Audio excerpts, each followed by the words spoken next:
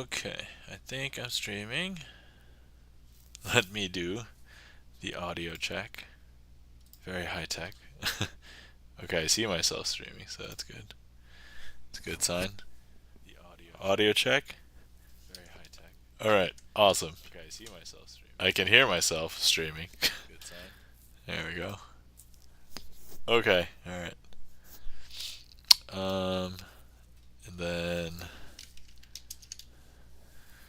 let's see.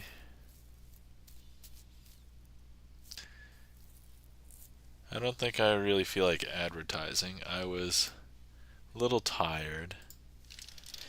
But next week, I'm probably going to advertise. So, we'll think about having big one next week. Hey Charlie, welcome in. How's it going?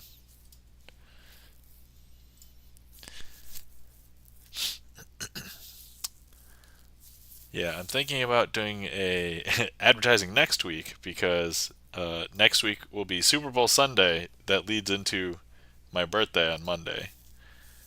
There's nothing special today, so and I'm a little tired today. I'm anticipating on not being as tired next week, but fingers crossed. Also, I took my birthday off from work next week, so yeah. So that's where we're at with that.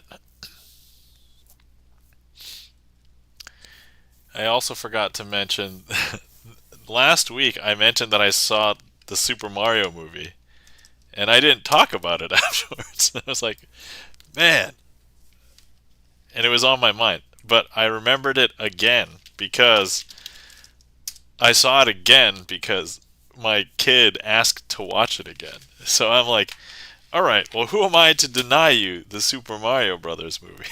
Because I also let her play on the Switch for the first time. I mean, she's only 2.5, so she didn't know what to do except she could figure out how to jump. So he gave her one controller to jump, and then I just moved, and so she just had fun jumping. So I'm like, all right, if nothing else, general success at introducing my kid to video games. Also, we did, what is it, jump rope on the Switch. So that's that's a new thing. My kid in video games. It's super fun though. All right. Well, while we're here, and nobody else is here yet, I get to put on my cheating fingers. Once again, super dry, but I did feel this last time. So I was trying to do the snap change last week, and I messed it up a few times, revealing the secrets of magic for that trick. And it was definitely because I had not enough tactility by the time I tried to do it. So I think if I just get enough on my fingers now and just do it first, it'll be okay. And we could knock that boss trick out. So I have two boss tricks. That one, and then there was one other one that I wasn't really happy with after the fact. So I didn't mention it on stream that it was going to be a boss trick. Oh no. Don't you just hate it when you have like a hang...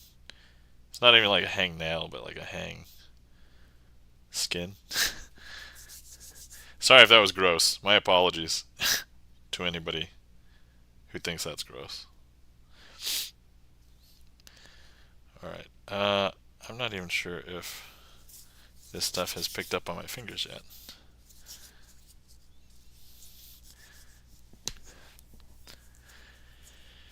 But yeah, so I was thinking about playing video games this week, and then I was like, super tired. And then also there was the risk of the kid waking up. But I don't want to jinx it, knock on wood, but she's been sleeping through the night without too much interruption lately. So that's pretty good. So maybe we'll see. Also, I spoke a little bit with my wife, and she told me that I need to get out of the house. Not because like I need to leave, but because she knows that I used to go out like 3 times a week during a regular work week. Um, I miss that, but between the pandemic and the kid, you know, kind of hard to get out. Okay, all right. Anyway, whoever's here, hello. Hopefully you're doing well. Hopefully everybody's having a glorious night. I think I saw who was streaming earlier. I think I saw ZD Major 7. So yeah, Charlie's probably modding for ZD Major 7. So, but thanks for oh wait, I gotta put the eyes. Otherwise I'll feel left out. I'll totally understand if Charlie has to multiple mod lurk. I get it.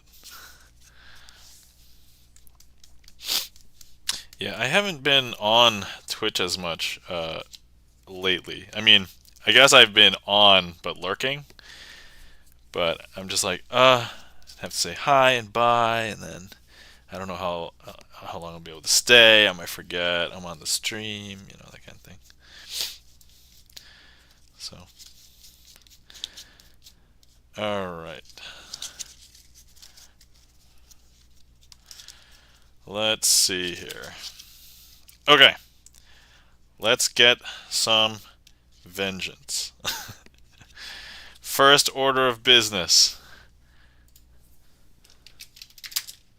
Snap, change, transpo. It's a boss trick. Okay.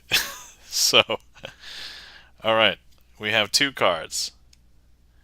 We have Queen of Hearts, Ace of Spades. If I leave the Ace of Spades down here, but if I hold this like this, and just go ahead and 1, 2, 3, and that has just swapped places. But if I show you what this is, there it is. Alright, cool. Knowing that I can do it just feels better. Alright, we'll call that a success. Alright, woo!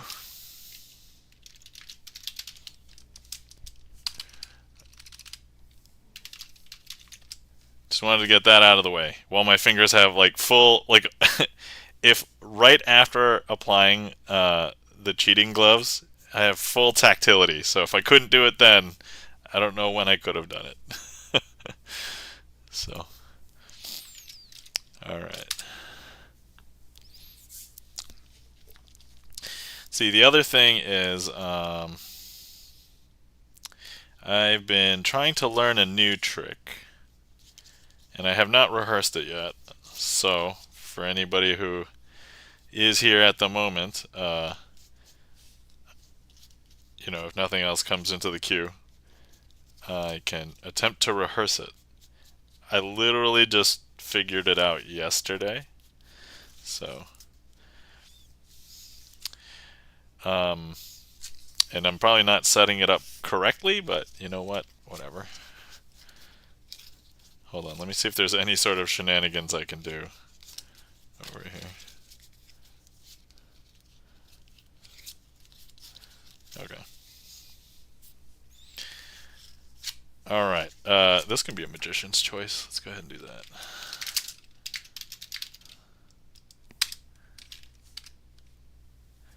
Okay. Alright.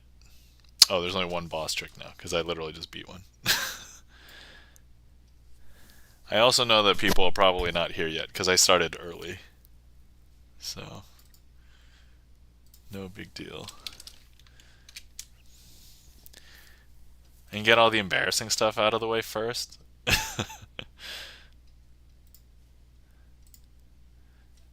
If I got embarrassed, but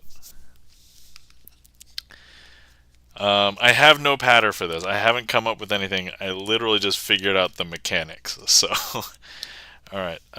We have the aces. I'm just going to go ahead and place the aces. Let's see.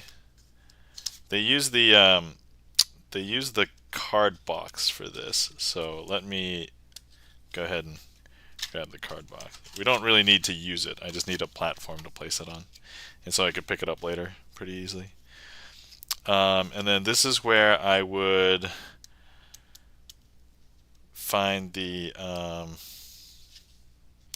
jacks, but we already have them. So what we would do is surreptitiously search for them And then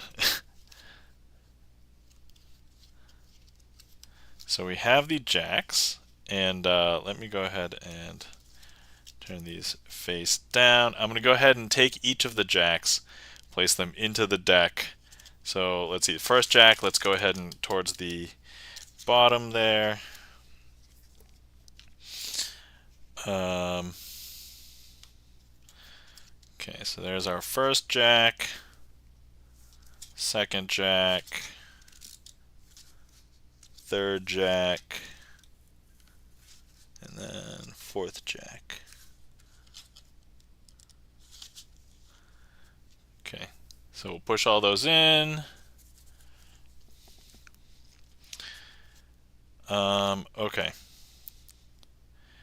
And then we have the aces here. So if I could do something to make all of the aces swap places with the jacks, that would be pretty interesting. So 1, 2, 3. Okay. Got some improvement to do there. But look, all of the jacks are here.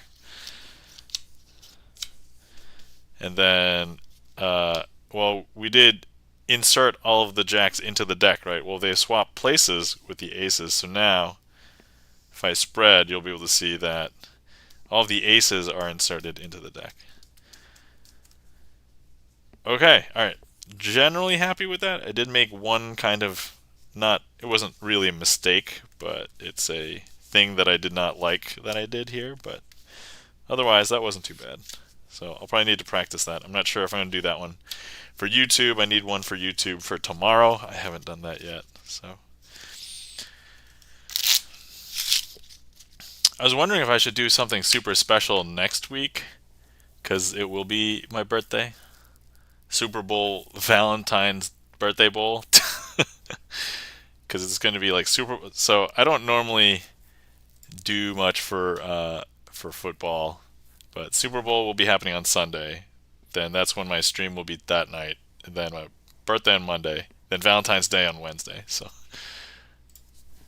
all right. But we will consider that trick performed. So that was good. I would say that was pretty good considering I just learned it like the other day. So not too bad. I'm also a little critical of myself on how I can perform, but all right. But in the interim,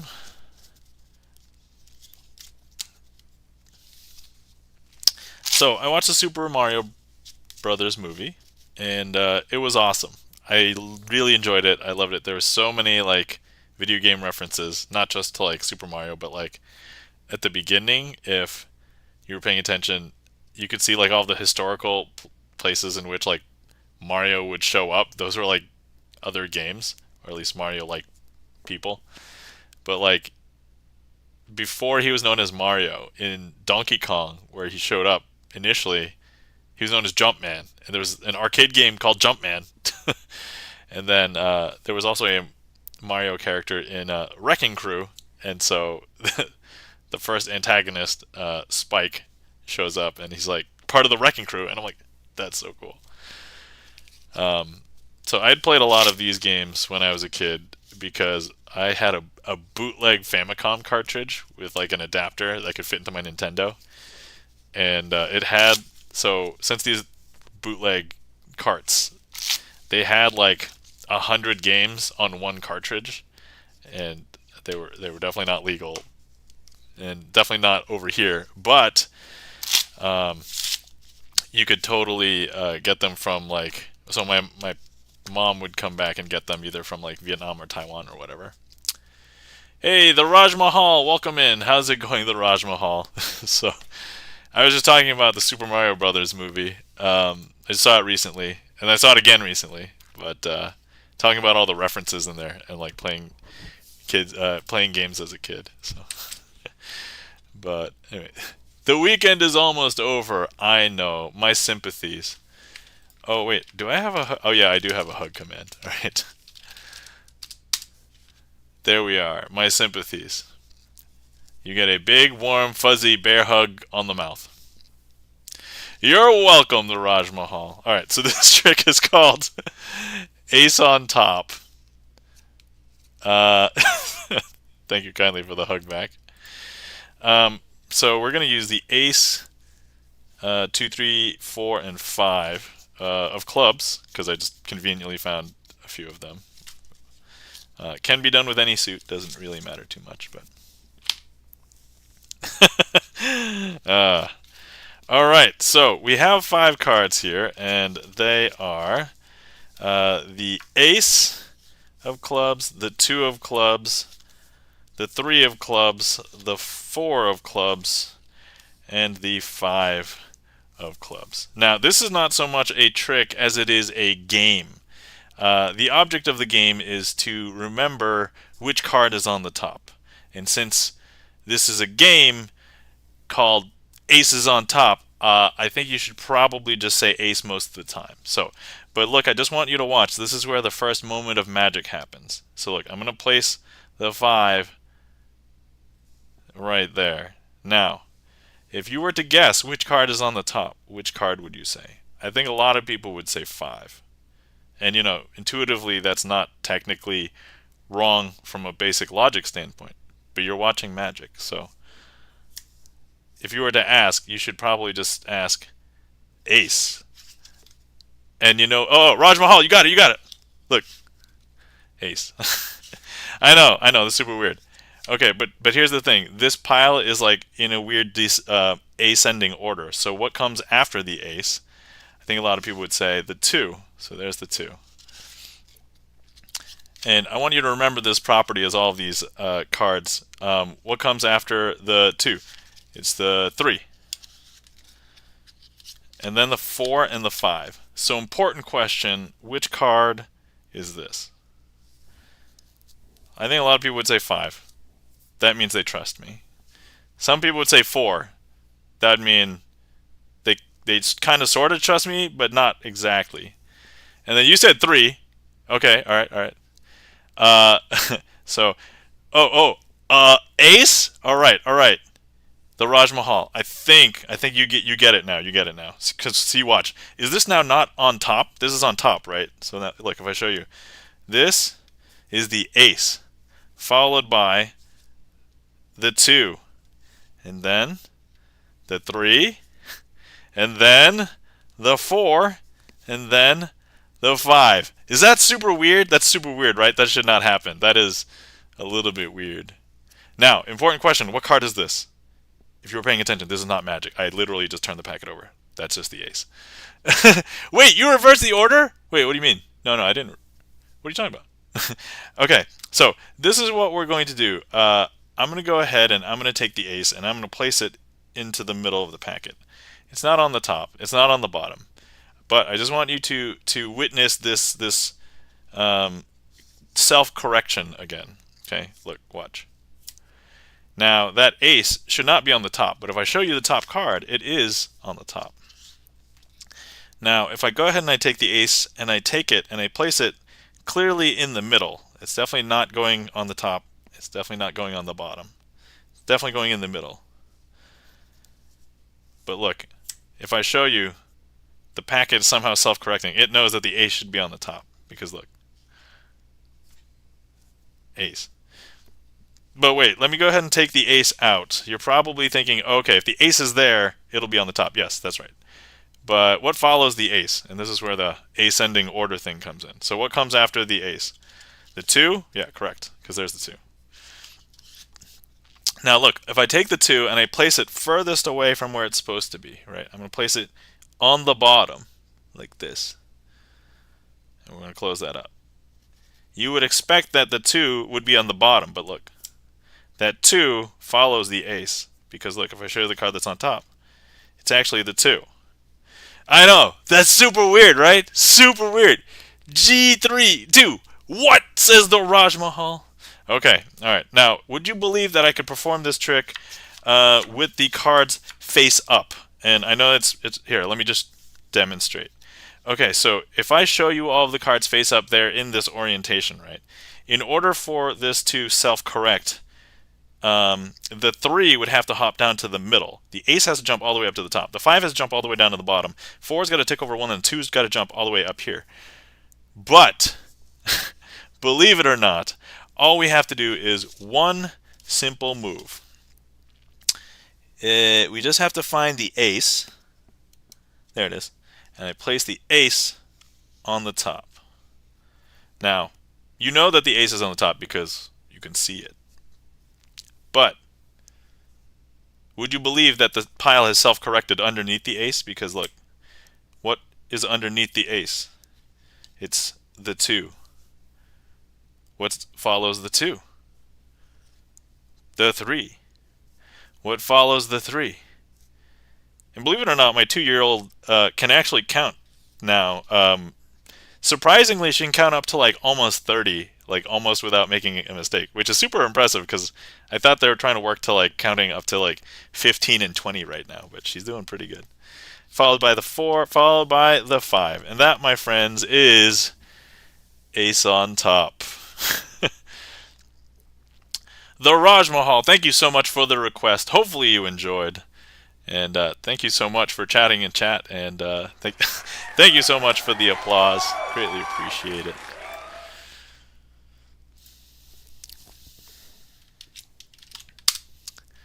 Let's see. If there's anybody out there who would like to see more magic, including you, the Raj Mahal, if anybody would like to see some more, there is more magic to be had. Feel free. Actually, I think it's been a while since I'd performed that one. I don't think I've officially performed that one on stream for a while. Barney of the Rubble, thank you for the claps. Welcome in. How are you guys doing? I provide some sympathies that it's almost the end of the weekend. Totally get it. Totally understand. But yeah, that's how I picked. Actually, yo, thanks, man. I sorted by last played. Sweet, thanks. Yeah, so here's the thing. If I don't perform a trick, I will slowly forget it. There's actually a couple on the list that I've done more recently than that one that I'm like a little hazy on. So I don't normally like skip tricks or anything, but I have done it like once or twice because I'm like, I don't remember how to do this. Oh, reverse card trick. All right, excellent. Okay. All right, Barney of the Rubble. We'll get to see the inverted card trick.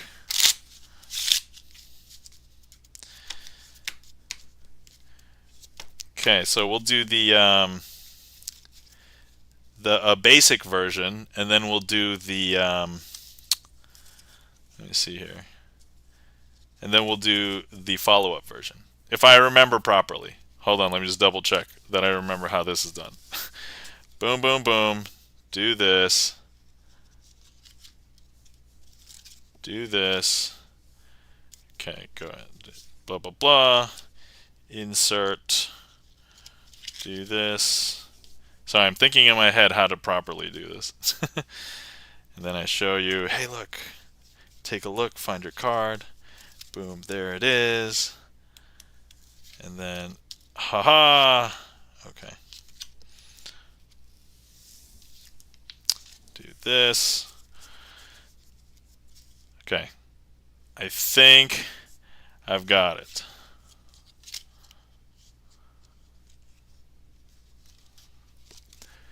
Okay. That would explain it. Most people are good at magic, are good at maths. Oh, yeah. I definitely appreciate someone who puts the time into work on this craft. Oh, thank you kindly. Greatly appreciate it. Disappearing elephant. Sorry, I don't have a disappearing elephant trick. But one of my favorite versions of the disappearing elephant was DMC, Drummond Money Coots. He does a really fun one with an elephant. So that actually. Okay, all right, here we go. So, first things first, we will need a card selected. If anybody is in chat, if you are on desktop, you should be able to click directly on the screen, and we should get a heat map marker. And if you are not, and you would still like to pick a card, feel free to give me a number from like 1 to 54, because I guess both Joker. Actually, this trick would be way better without the Jokers. So if we get a Joker, oh wait, no, the Jokers are distinct. It's okay. I think it should be fine. So feel free to click directly on the screen if you would like to, or give me a number. Or I can just randomly pick one. Actually, do I have a D52? I don't think 52-sided dice can really exist, but... Okay, 17. Alright. Nobody's opposed? We'll go ahead and use 17. 1, 2, 3, 4, 5, 6, 7, 8, 9, 10, 11, 12, 13, 14, 15, 16, 17. Okay. Alright, I don't think I see any heat maps. My heat map is on. Actually, I'm just going to do a quick test. Oh,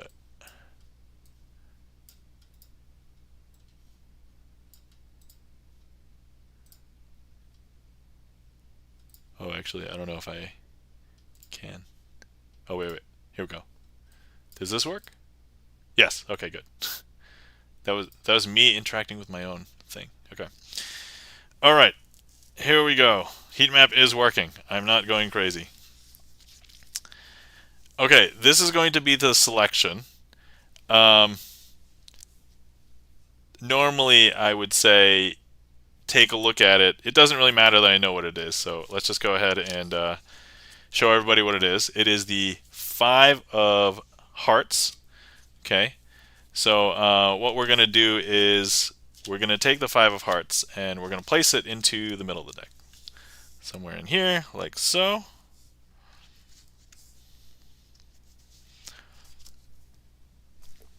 I'm going to take a moment to eat this heat map while I'm here. Delicious. Okay. Now, this was one of the first tricks that I knew back in like elementary school before I got into Magic, and then finally, Six Psycho 696. Welcome and the Magic Man. Long time no see. Hey, long time no see, Six Psycho. How's it going? I've been mostly pretty well. A little bit tired because I have a 2-year-old, but other than that, pretty good. Can't complain. How are you, Six Psycho?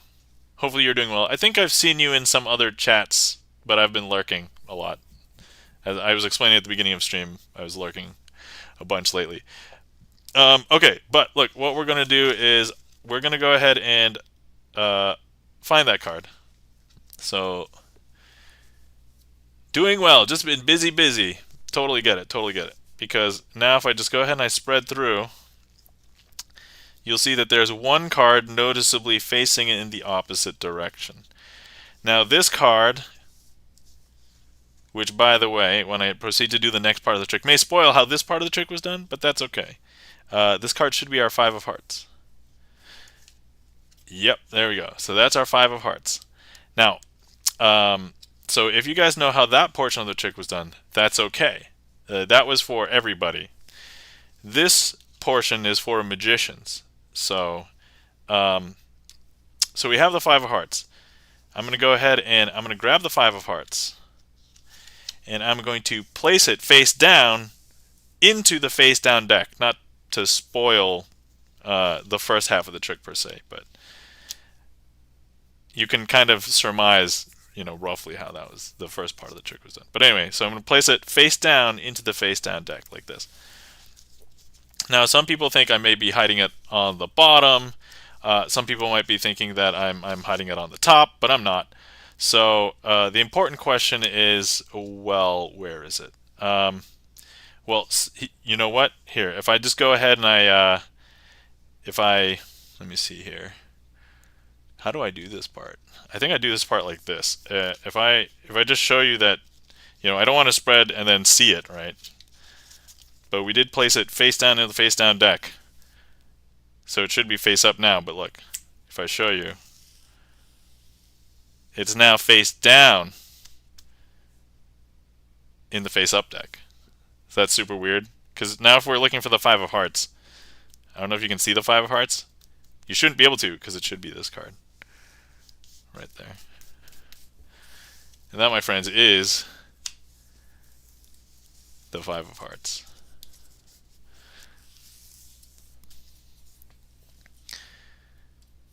All right, and that is the inverted card trick.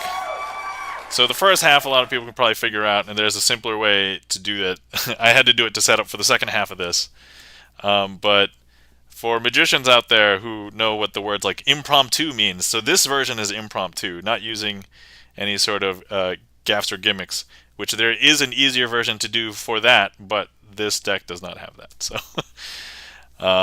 yeah. All right. So thank you so much for the request, Barney of the Rubble. Hopefully you enjoyed. Thank you so much. And all right. Anyway, this is a reminder. If anybody's been sitting around for a while and you have not hydrated, please hydrate. Tonight I'm having some tea. Oh, so this past week I recently rediscovered Darjeeling tea. So in the past I had tried Darjeeling tea and I did not like it. And I've now been a tea fan for a few years now, regularly drinking tea on the daily. And I just tried it again and I'm like, oh, I don't know why I didn't like it in the first place. This is great. So I now like Darjeeling tea again. All right. Hey, welcome in, Aries. How's it going? And the Raj Mahal, thank you so much for the request. You've requested Shaking the Aces. The Raj Mahal gifted 12 months. Whoa! The Raj Mahal, thank you so much for gifting 12 months of Tier 1 to Pianist Miri. Which, by the way, if anybody is not following Pianist Miri, please, please follow Pianist Miri. Pianist Miri, one of the most excellent pianists that I've seen on Twitch, and has a fun stream and it's technically amazing, super fun stream. Talks about her dogs. She actually over the holidays she even streamed some holiday concerts that she performed at. So, yeah. But yeah, thank you so much for the gift subs. Greatly appreciate it. Let's see.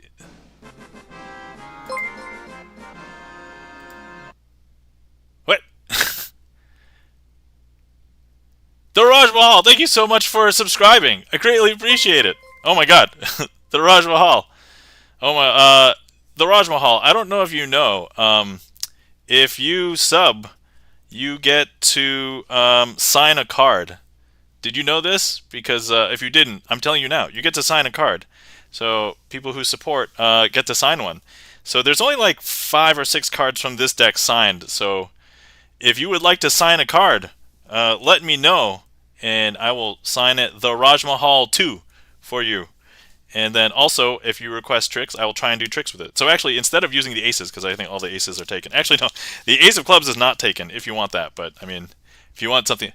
Oh, yeah, you do need to think about which one. So the only ones that are taken are... Let's see. I think most of the deck is open. So you just can't choose like 6 of these cards. 7 of these cards, maybe? Oh, no. Yeah, this one. But otherwise, yeah, everything else is basically open.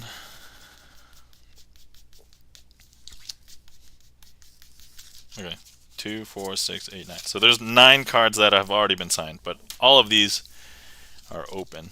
And then we will go ahead and we'll do shaking the aces, but if you choose something like the 7s or something, I'll shake the 7s instead of the aces. So let me know. Also, Raj Mahal, do you stream? I'm just hold on. This is probably the easiest way to find out. It's just the Raj Mahal. Okay, the Raj Mahal has streamed before. No, wait, as okay, gaming, coding, and music. Not necessarily in that order. I've not recently. Okay, but that's okay. You have streamed in the past, so there was something there. I go between thinking about streaming and coding. Okay, I have. Yes. All right. Yeah, those people who have like never ever streamed, there's like nothing. It shows up with like it's blank. So, yeah, I've done Magic. I've done video games. I did like 2 just talking streams with mostly box opening for something else. But I was like, I would like to stream more. I don't currently have time. All right. Or if you want to think about it, the Raj Mahal, I can perform the trick with the aces, and then hopefully you may have come up with an idea at that point. So let's go ahead and so this is the shaking the aces. Okay, that version. I just want to make sure because there's a couple of versions of this. All right. Okay, so we have the ace of hearts, the ace of clubs, the ace of diamonds, and the ace of spades. Now, if I go ahead and I take the ace of spades and I place it face up amongst the face down cards, you'll be able to see it clearly because it's right there. But if I hold the packet and I shake it like this, you'll see that it's going to disappear. I know, it's all gone. So all the cards are now face down. But if I give it a shake again, you're debating between King of Clubs and Jack of Spades. All right, I think they were both open, so your choice. So with that shake, that should have turned up one of the aces. In this case, it's the ace of hearts. Now, if I hold the packet and give it a shake again, I think another ace will turn itself face up. In this case, the ace of clubs. Now, some people think I have to do this with the aces face down, but I could actually shake them while the aces are face up. And that'll look something like this. So I just did a little bit of shake, but that ace of clubs has turned into the ace of diamonds. I know, it's a little bit strange, but there it is. Okay, so now we have all four aces face down. And I just realized did I do something wrong here? I don't know if I did something wrong here. Oh, no. Okay. I think I'm okay. I haven't practiced this one too recently. Okay, so I think we just hit up all the aces, but I just want to show you how quickly magicians can turn up the aces. Not this one. I want you to watch this one. So we're just going to go ahead and 1, 2, 3. And I've not just turned up that one, but actually I've turned up all of the aces. So there's our ace of diamonds, ace of spades, ace of clubs, ace of hearts. And that, my friends, is shaking the aces.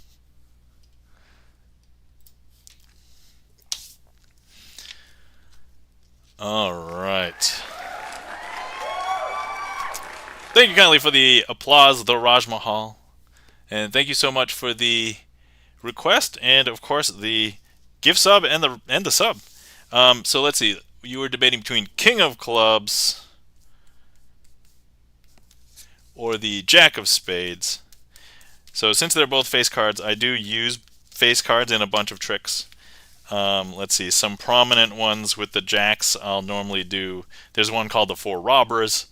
Let's see, the King, I use that in a couple of tricks, one of which is like, it's called Hitchcock Aces. So I don't know if, either one appeals more to you.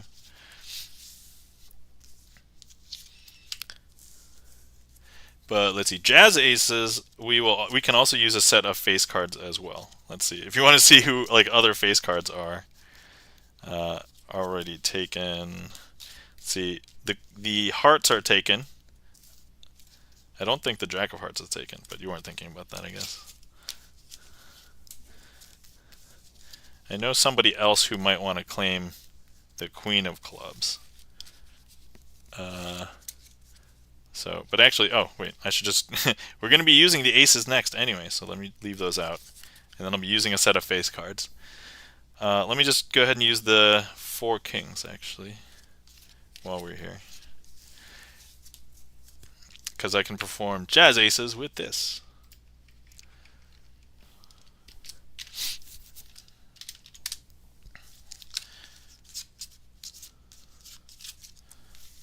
Okay.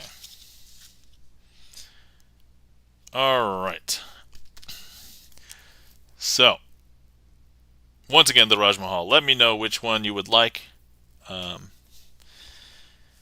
the interim, let's go ahead and perform Jazz Aces. So what I have here are the 4 kings and the 4 King of Clubs. I mean, I'm known as moderator on this identity. I guess that fits. All right.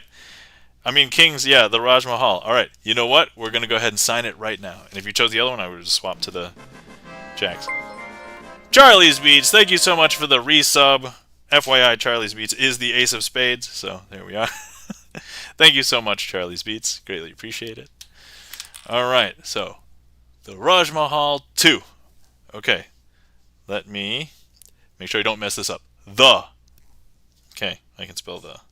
Very simple. The. More like clubbing accounts that don't behave. Legitimate. I get it. Raj.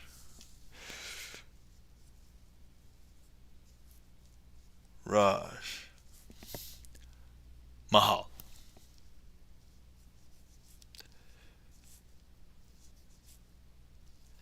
I'm just being extra careful because I was very close to messing up somebody's name once. So I'm like, gotta. Thank you. No, thank you, the Raj Mahal. Greatly appreciate the support. 2. I also think it's like a super cool thing. You know, if you're watching the show and you're interacting with it and you come back and it's like, hey, that's cool. I remembered when we signed that. So there we have it. The Raj Mahal 2. Yeah, it's play off of the Taj Mahal. Yes, I totally get it. And the Raj, like it's a king or sultan, right? So that makes sense. As you know what, that makes sense as the king. So excellent. Okay, there we have it. All right, so we have the Raj Mahal, and then of course Charlie's Beats just resubbed as well. So thank you so much, you guys. Greatly appreciate it. Okay, here we go. Jazz Aces. So what we're going to do is I'm going to go ahead and leave the 4 kings over here just for a second.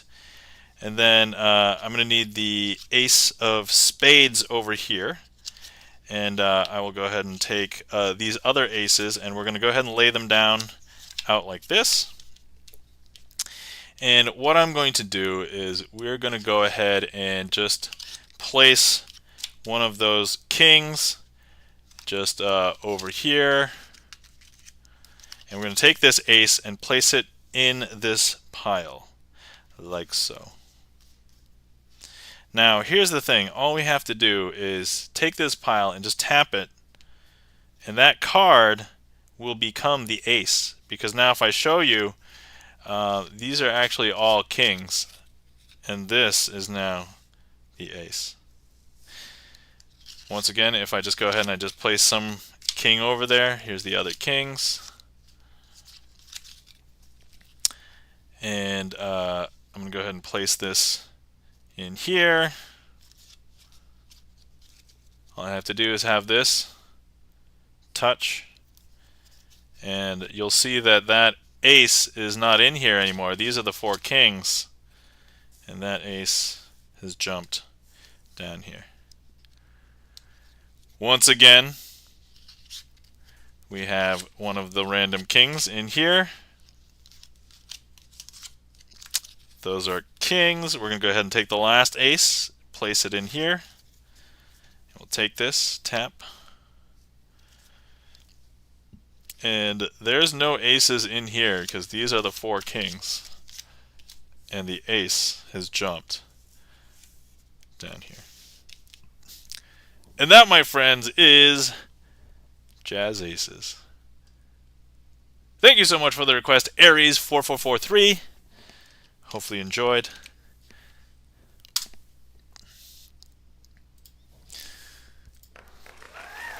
Raj Mahal, thank you so much for the applause. All right.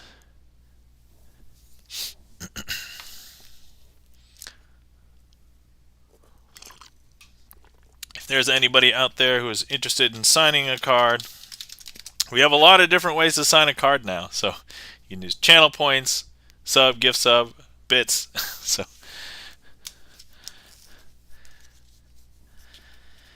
okay, so this next trick, thank you so much for the request. The Raj Mahal actually uses all of the face cards, which I conveniently have just sorted just prior to that trick. Chris M. Yee, welcome in. How's it going? Hello. By the way, if you guys did not know, Chris M. Yee, the 2 of spades, both in the old and the new deck. So, welcome in. Chris, how are you doing? Hopefully you're doing well.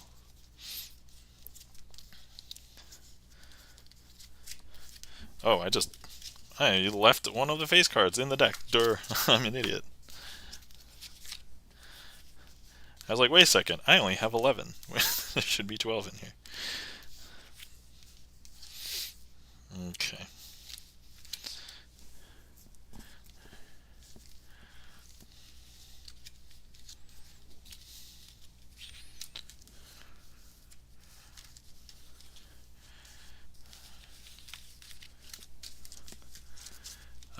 Doing well. It's pouring rain in LA. Oh, my sympathies. Let's see. Where I'm living, it snowed for a little bit, and then it all melted this past week. And then, when I say melted, like it didn't get warm. It's still like 40 degrees, but you know that's effectively warm for us. So it's let's see here. Okay, just to make sure I have all the cards. All right. Okay. Same here in Kalamazoo. Oh, awesome. I've never been to Kalamazoo, but I've had a beer from one of the breweries there. I think it's Kalamazoo Stout was what I had. It was available here when I could drink beer more. I can't drink as much alcohol now because I have a medical condition where it flares up if I have a bunch of bad stuff. Basically, like alcohol and red meat and stuff. So it's like all the good things in life. Yeah, we have a good couple of breweries. Nice. Yeah. So I'm a fan of dark beers. Anyway, my sympathies for the pouring rain. Yeah, there's some areas that have been receiving rain that's been pretty bad. So they're like flooding. Alright, so this trick is going to require all 12 face cards. So we have all 12 face cards here. I can give them a little bit of a mix. Let me see. If you guys were here, you could cut the packet as much as you would like. So if anybody is in chat and would like to cut the packet, go ahead and click directly on the screen for a heat map, and I will cut exactly there. And then, if not, we'll go ahead and we'll do a D12 and we'll cut there. And we can even cut a few times if anybody wants. Serious? Yeah. Okay, so right here, okay, so we'll cut right there. So that's one cut. Okay, heat map touch, yeah. Okay, if anybody else would like to cut, you're welcome to. If not, we can just go with that as well. Delicious heat maps. Yeah, I also eat them. Okay, all right, if that's good, we can, we got another cut right here. Okay, cool. We're gonna cut right here as well. Boom. Okay, yeah, if you were here, you could do those cuts yourself.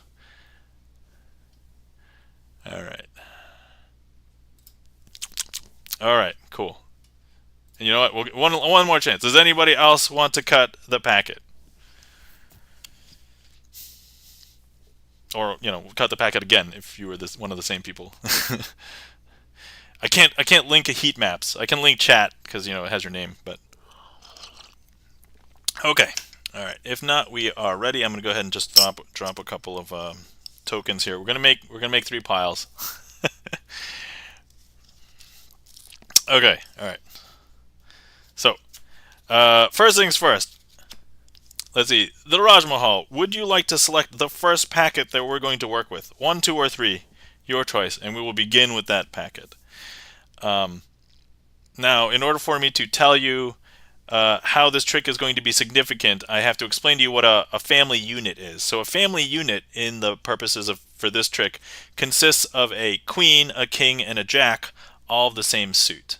And all of the family units are really good at finding each other. So if I just go ahead and I show you, this is a queen of hearts. So if I go ahead and I place the queen of hearts here, well, these 2 cards should be the hearts, right? Because the family unit is really good at finding each other. But if I just go ahead and I put them into the heart household, we find out that was not the heart household the entire time. That was actually the club household. And you know it's the club household because it's the clubhouse, so it's super fun because we have the Jack of clubs, the Queen of clubs, and of course the Raj Mahal, which you know it's going to be a fun time. What? I know.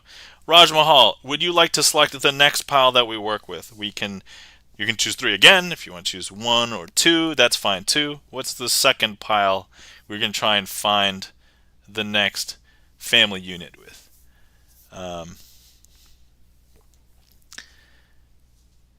3. Okay, we're sticking with 3. All right. So once again, we're going to be finding a great household. Because look, it's got to be the Spade household.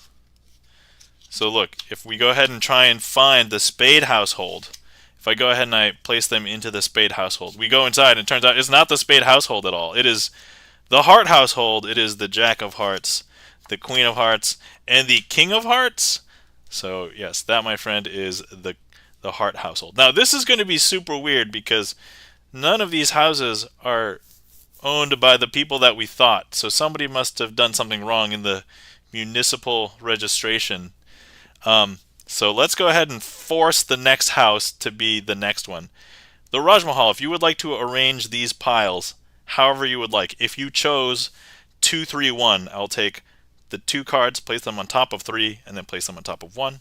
If you chose 1, 2, 3, I would take all the 1s, place them on top of the 2, take all those, place them on top of the 3.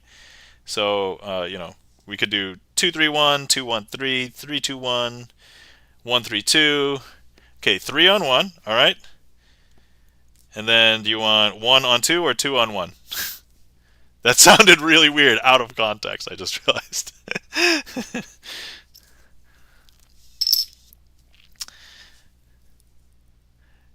And then 1 on 2. Okay, all right, 1 on 2. There we go.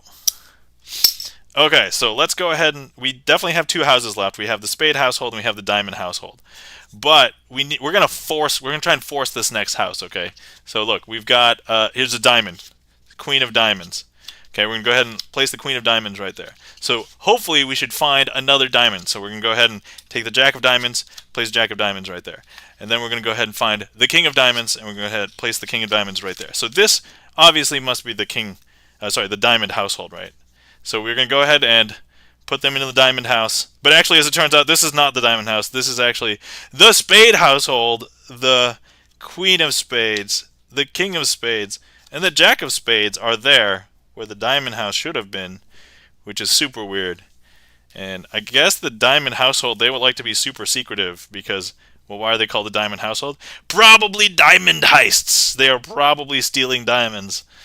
And if we go and find their house, they are in their house. So there's the Jack of Diamonds, the King of Diamonds, and the Queen of Diamonds. Master thieves! Clearly all know how to lockpick. Alright, and that, my friends, is Family Unit. Thank you so much for the request. The Raj Mahal.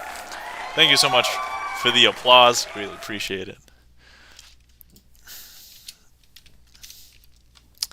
Alright, Chris MU, thank you so much for the claps. You know, I'm not going to lie, that might have been the very first time I've ever used the word municipality in the context of a trick. So, full disclosure, improving the story as we go. Live. Lol, I was wondering about that. Oh, yeah. I know how to do that trick technically. One of my goals for 2023 was to make my magic more creative. And I think, like, doing the stream, I've been doing this once a week for, like, over a year now, so it's helped a lot, like, interacting with chat and just being like, oh, I can play off of that. It actually has helped also having some people sign cards, because then I get to talk about those people, especially as I get to know you guys through chat and everything, so, yeah.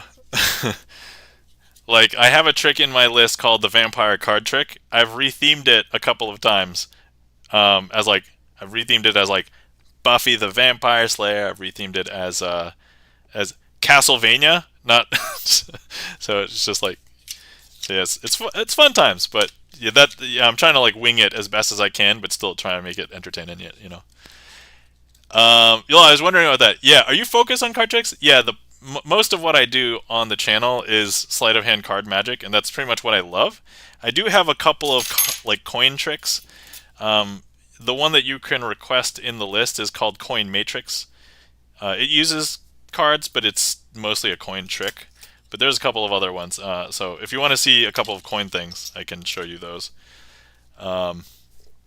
So yeah, if you want to see coin things that aren't the Coin Matrix, just put like Magician's Choice in the list, and I'll just remember to show you those.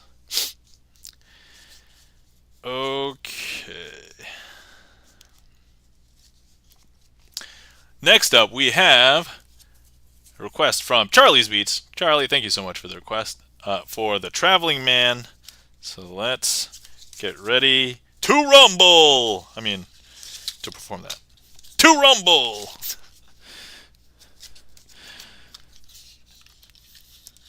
Oh man, I wonder what a sequel to the WWF, a WWE would be.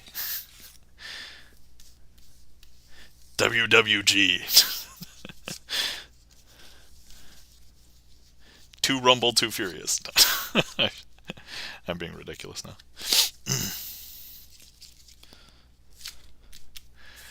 Okay. All right. So, oh, thank you kindly for the heat map. Delicious. Okay. All right. I have to use the bicycle cards because they have different colored backs, and I need 2 different colored backs. But they're all jacks here. Thank you kindly for getting that eat, Charlie. All right, so these are all jacks, and just to show you that they're all jacks, here. Okay, they are all in the same order. So they are, here we have clubs, hearts, spades, and then, sorry.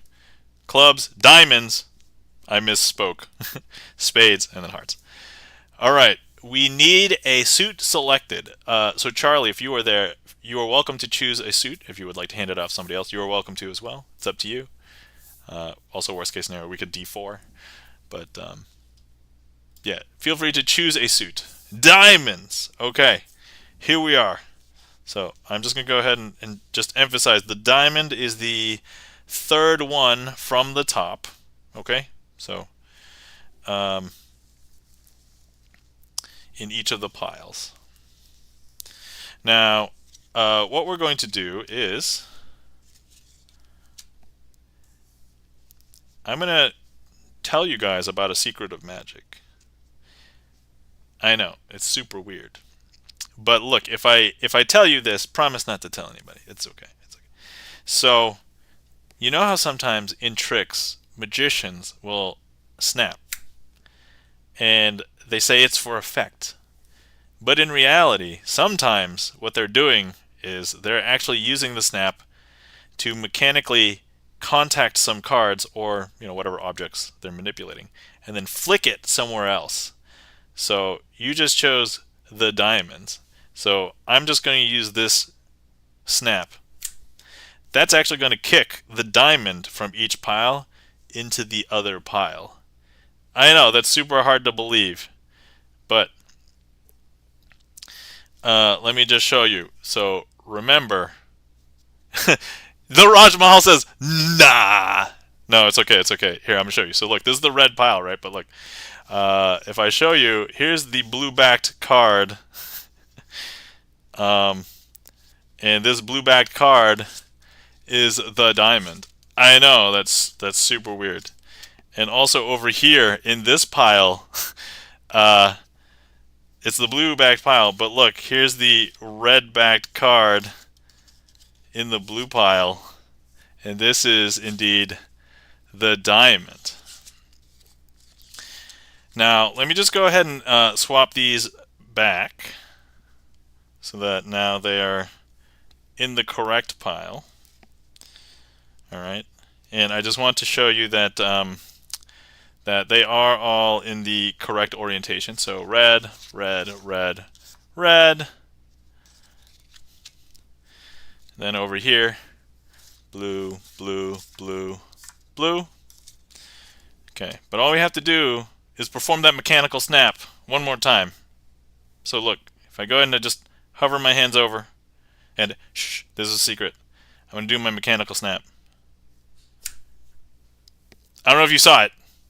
I know this is a stream, so like the 20 FPS is probably in my favor. But even if you were here, that's exactly what it would look like. Just trust me. So look, in this pile, there's a blue back card now. Because look.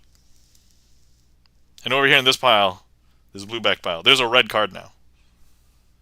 And if I show you, these are the diamonds of their respective packets. I know! Super weird, right? Should Charlie says Pog and then sus. Jerok sus. Yeah, and that, my friend, is the traveling man, in this case, the jacks. And if you were here, you can inspect each and every one of these cards. It is exactly as you see, and yeah, nothing weird about this.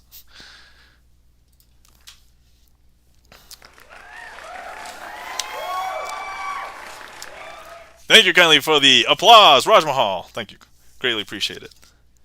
Hopefully you guys enjoyed. And Charlie's Beats, thank you so much for the request. Sorry I couldn't use your card, but I had to use the bicycles. So. Also, I'd like to use a face card for that, even though I've rethemed it as Traveling Woman with the Queens. But actually, I like using a face card anyway, just because, you know, kind of represents a person.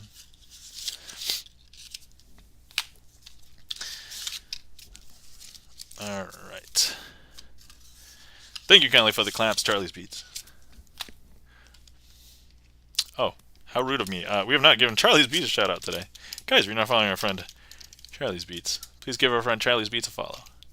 Has been known to do music, play video games, and also streams occasionally, but we've been able to catch him sometimes.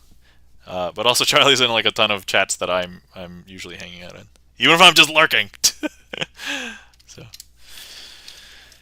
all right. Okay.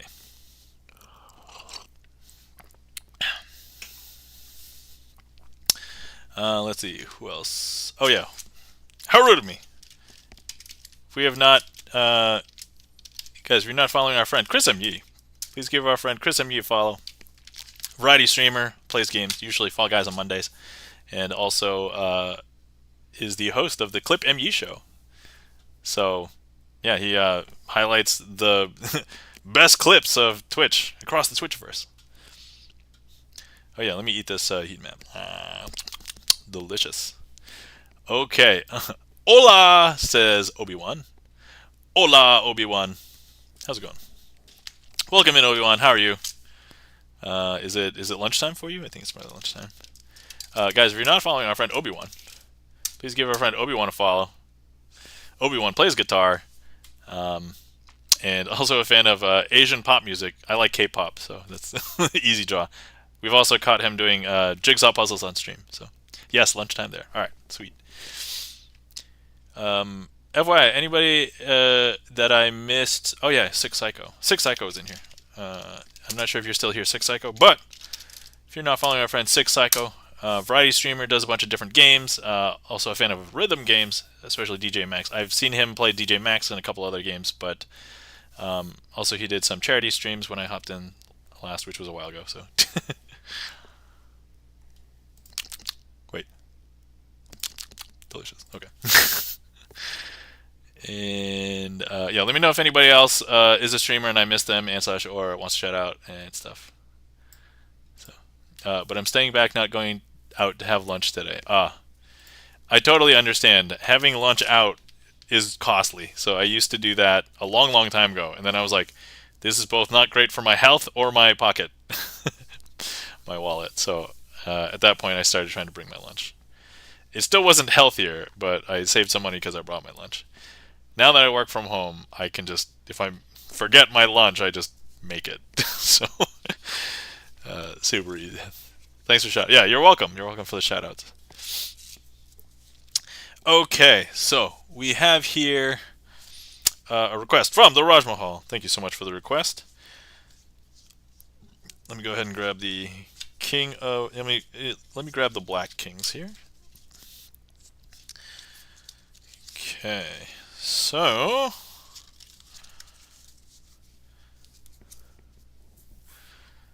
this one is. So this is called Two Card Monty. It is based on a trick. The full name. Hello, checking the gaff meter. Welcome in. How's it going? How do you do? I'm just going to use the box to simulate as though you were here.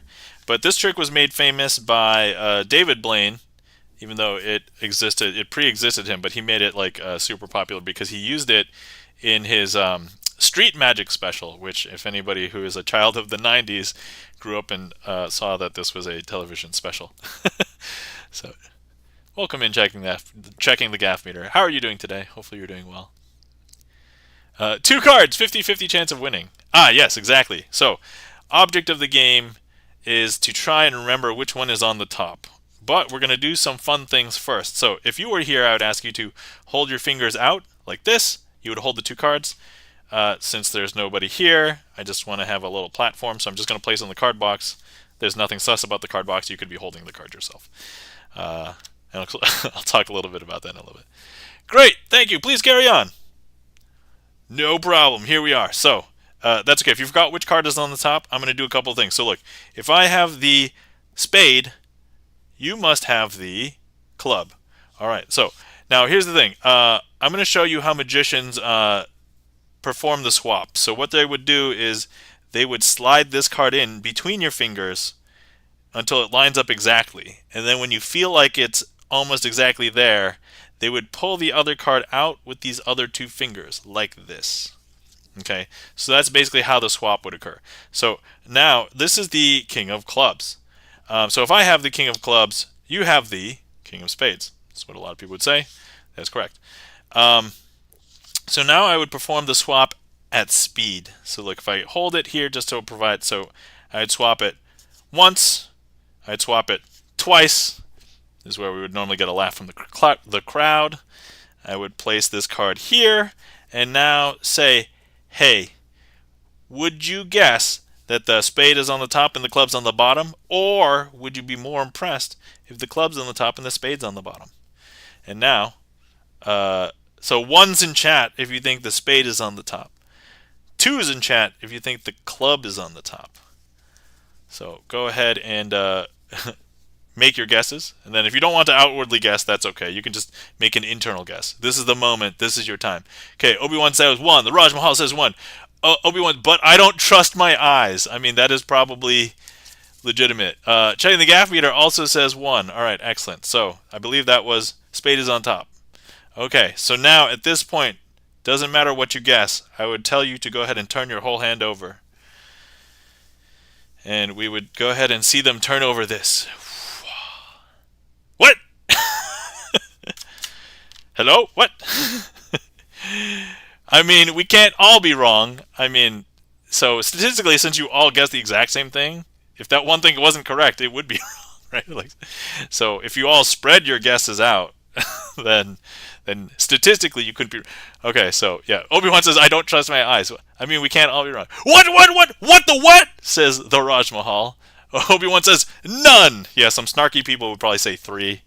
Because I didn't give it. Oh dear, says checking the gaff meter. Yes, what? Yeah. Also, some people think that the black kings are on the top, but they swapped places with the 9s. So the kings aren't even on the bottom. We actually have to hold on. I have to search through the deck. Yeah, the black kings right here. So here they are. There's the black kings. They're somewhere in the middle. I guess transported. I don't know. Swapped places. Freaky Friday'd the kings. There you go.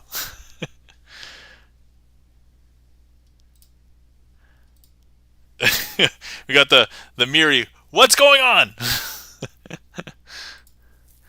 Well, how the heck did they get in there? I mean, so when I do this trick in real life, yeah, the people who are holding the cards, and it's like, when they turn it over, some people, oh, like they get super freaked out. Like this trick gets some of the best reactions because they're like, "What the hell just happened?" Like, and it's super fun when there's like they have friends around them, so it's like, and there's like, "What? Whoa!" Sometimes they're just so freaked out that like there's like a bunch of onlookers. I'm like, show everybody else, show everybody else, and so and then everybody has the delayed reaction because they see it after everybody else, after the spectator. Thank you, Kendall, for the claps, checking the gaff meter. Greatly appreciate it. All right, so yeah, so I love this trick. It's simple, it's quick. This is in like my repertoire to like perform to like people that I see, and I'm like, ah, you want to see some magic? So I have like one out of like 4 tricks that I go to show people, and this is like one of the 4. So anyway, thank you so much for the request, the Raj Mahal. Hopefully you enjoyed. And queue is empty, so if anybody would like, feel free. But anyway, let's see. Earlier in the stream, I was talking about how I saw the Super Mario Brothers movie. I saw it like by last stream, but I mentioned it, but then I forgot to talk about it. And I was like, oh, so I went to talk about it. Yeah, the Raj Mahal says, I did! Excellent. I'm glad you enjoyed. So, yeah. So Super Mario Brothers, the movie, loved it. I mentally compared it to the original Super Mario Brothers movie that came out like in the 90s. The live action one, and I had heard how much that filming was a train wreck from the actors like after the fact. And watching the movie, I'm like, oh, this part was stupid. Oh, that's cool that they did this one thing, and it's just like the original one. But I liked how in the new one they took some of the elements of that one and they tied it in, and I was like, that's so clever. And they worked it in like a natural way that it didn't seem out of place in the new CGI one, but in the original live action one, it did not make any sense. Like, I'd love to. I need to get ready for work tomorrow, but I'll be back on my tablet in a bit. Yeah, no problem. Take your time, and if you end up wanting to see me and I'm not on, all my VODs are just up, so you can check them out. And then also, if you ever want to see more and I'm not around, my YouTube has basically all my VODs up as well. So, but yeah, feel free to do what you need to do. All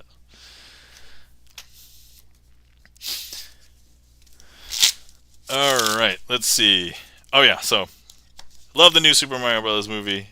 Loved all the references they tied in there. They put in so many game references in there. So there was obviously Mario, there was Smash, there was Mario Kart, there was Donkey Kong Country, there was original Donkey Kong because Jumpman at the beginning. There was Wrecking Crew, which is an old NES game. They even had like just things where if you didn't play these games, you wouldn't understand. Like you don't understand the blue shell reference unless you've played Mario Kart before. it's so good. Anyway, I also liked how they made like Princess Peach. Like she actually seemed and felt like a leader, and also a strong female role. So it's like, oh, okay.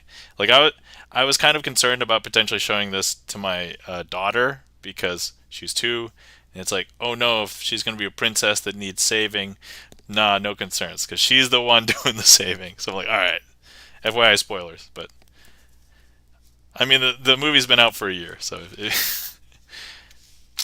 And if you haven't heard the Peaches song that Bowser sings either, that's a treat. I had actually heard that song several times on a bunch of different Twitch streams before I saw the movie, and I'm like, this definitely came from the movie. I'm like, oh yeah, okay, I still gotta watch that. Then didn't watch it until just a couple weeks ago.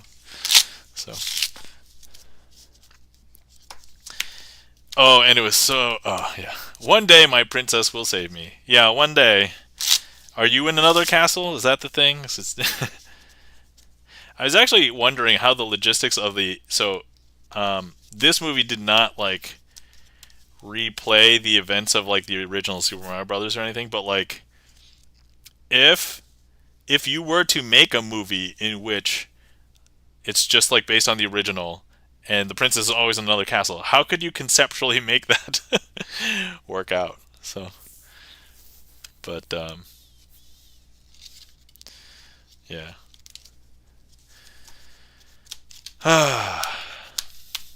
Okay, alright. Oh wait, did I have another boss trick? I think I had another boss trick. I did! Hold on. Hold on. I'm gonna do the other boss trick right now because I feel like it. Because I messed this up last time, and I was like... And I didn't mention that I messed it up last time, so it was gonna go under the radar. But I was like, after I thought about it later, and I'm like, I really did mess that up, so I'm not gonna... So...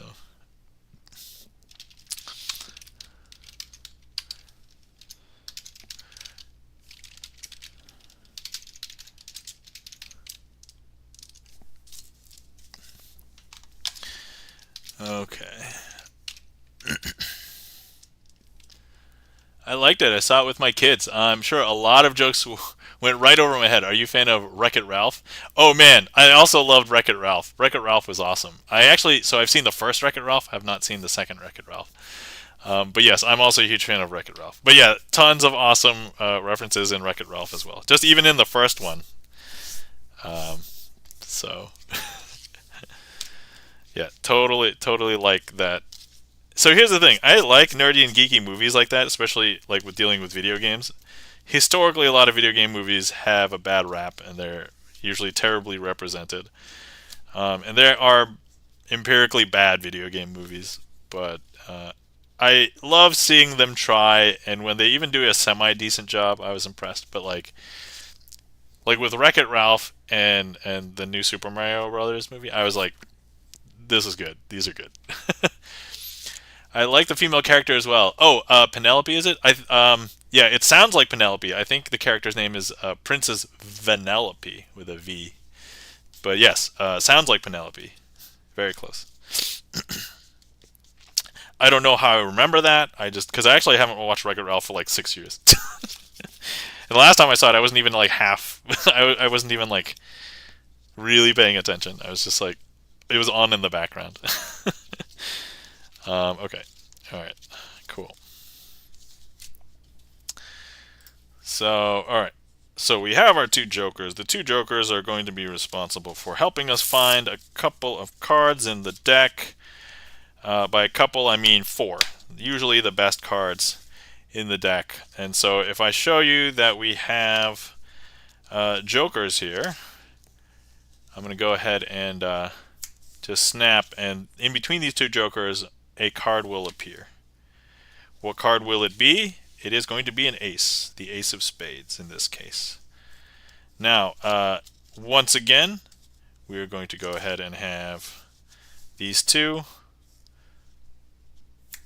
Snap, and look in between these two. An ace will appear. It happens to be the ace of diamonds. Now, some people believe that this has to be done with the Joker's face up because I just did it with Joker's face up. But no, we could do it. We could do it face down too. So look, I'm gonna go ahead and grab the Jokers, place them face down, snap, and if I show you, we have the ace of clubs, and we have one more to find, and I think it's going to be the ace of hearts. And that, my friends, is Hellman's Aces. Woo! And we beat the boss. Okay, I didn't mess it up like I did last time. Yay!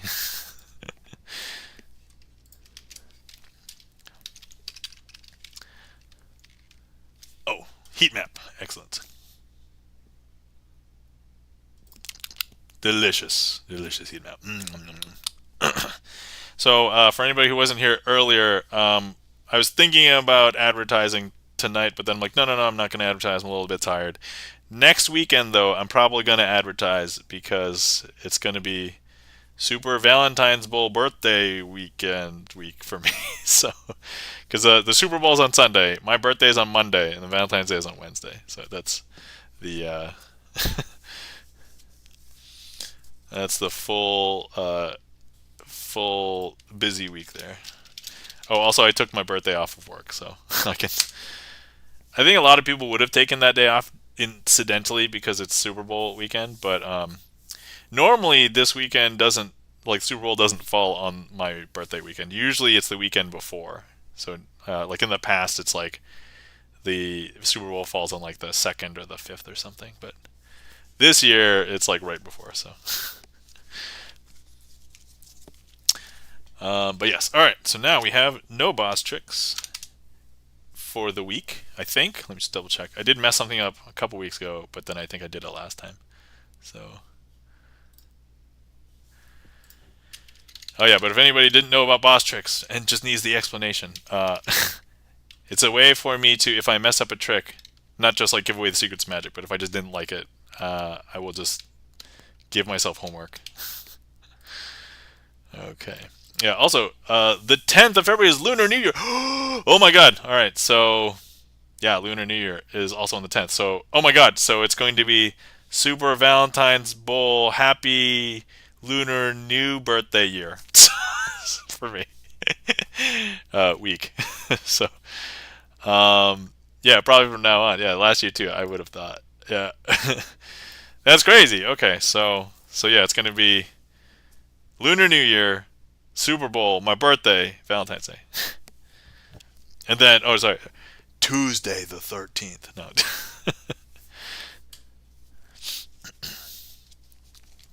Okay, next up we have a request from Charlie's Beats. Thank you so much for the request, Charlie. This is called Wild Card.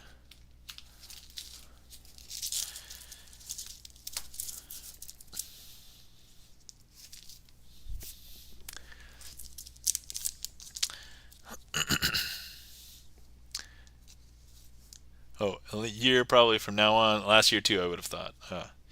Yeah, normally my birthday falls on the same day as my wife's birthday, but because this year is a leap year, it's going to delay. It's going to put an extra day between our birthdays. So, since mine happens on a Monday, hers would have normally happened on a Monday, but because it happens after the leap year, it's actually happening on the Tuesday, on a Tuesday after. So, no consistency here. No consistency. Sorry, I guess 3 years now. Their NFL has had 17-week schedule. Okay, so I am not sorry NFL. I'm not familiar with like the schedules of sports ball or really any of them. So falls on the same weekend. It yeah, it depends on like when they started and slash or if like how the Sunday falls or whatever. So it kind of changes every year. So like I've had to share Super Bowl weekend I think since I've become an adult probably like 4 or 5 times at least. But most other years it's like the week before. So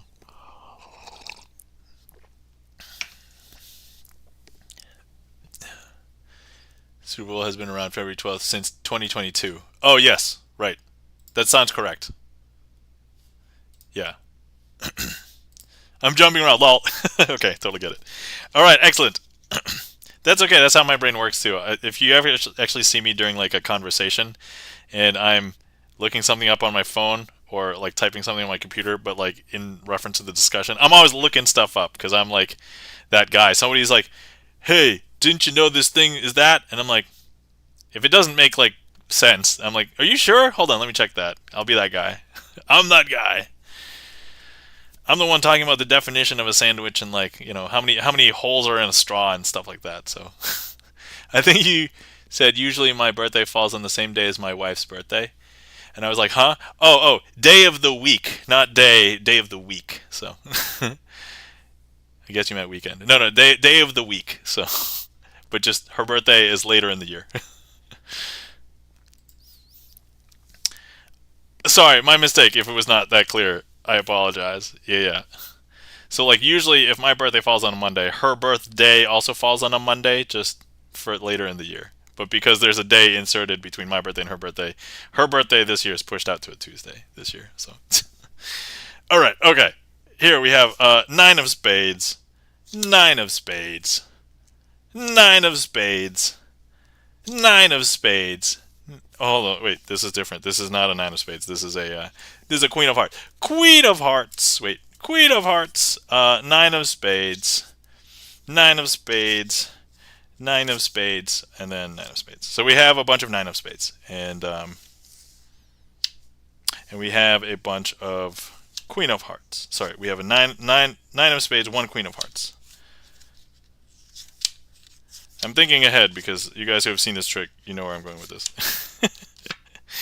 So look, if I go ahead and I have this Queen of Hearts touch this Nine of Spades, they are actually going to become Queen of Hearts together. I know, super strange, right? But look, now if these Queen of Hearts tackle, look, these are two tight ends, and they're going to tackle this quarterback. Look, we can make this already Super Bowl themed, right? They're gonna, and then look, they're gonna go ahead and turn that Nine of Spades into a Queen of Hearts, because look, they're all Queen of Hearts now. I know, is that strange? That's super strange, right? Now look, if this one tackles this one, and then we go ahead and place these cards into our hand like this, and then look, we have a Queen of Hearts, and you would normally think a Nine of Spades. Okay, I feel better. Oh, whoa, the reference is holy shit, you know? Here we go. Ah, that's also a Queen of Hearts now. I know, is that weird? That's super weird, right? But look, now, look. So now this quarterback is going to get ready, and then we're going to get but before they're going to get sacked. They're going to get sacked because look, they're going to get sacked. Here we go. Are they going to get sacked? Okay, because look, we have Queen of Hearts, and of course Queen of Hearts, and then okay, so 3 Queens of Hearts too many. I know, there's too many Queens of Hearts. I mean, are these the LA Lakers? Wait.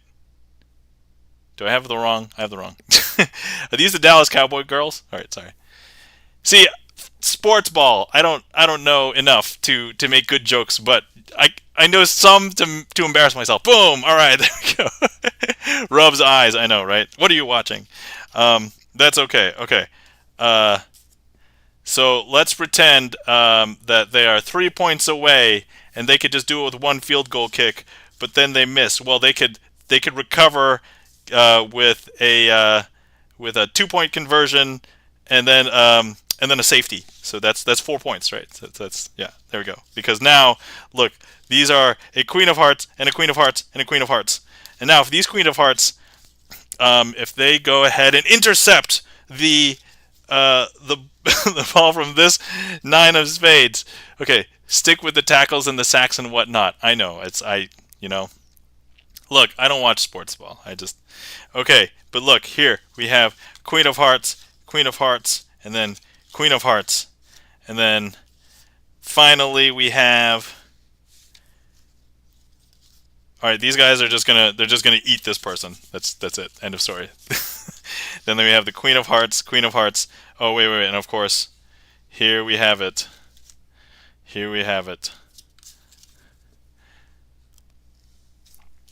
I'll make this one magical. There you go. Queen of Hearts.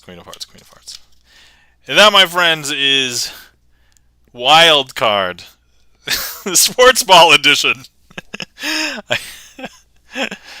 I'm making this up as I go. FYI, I would never normally theme this as a sports thing. This will probably be more appropriate next week, but you know what? We're doing it live. We're doing it now. Okay. You're distracting me with your I don't really know sports, proceeds to make sports references and do sports math hijinks. I'm sorry. So, here's the thing. I love watching a good game. I don't have a team, which, by the way, my wife has a team, and she hates it when I cheer for overtime. But in order for me to correctly try and assess how to get to overtime, I have to understand how to score.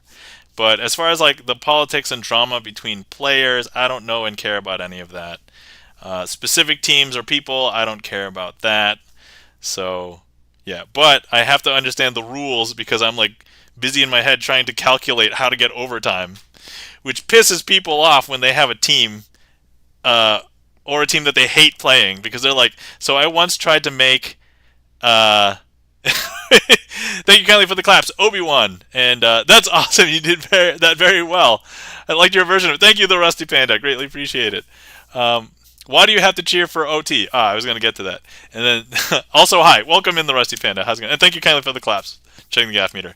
Why do I have to cheer for overtime? Because I love overtime because it means that the game was close and it is an excellent game regardless.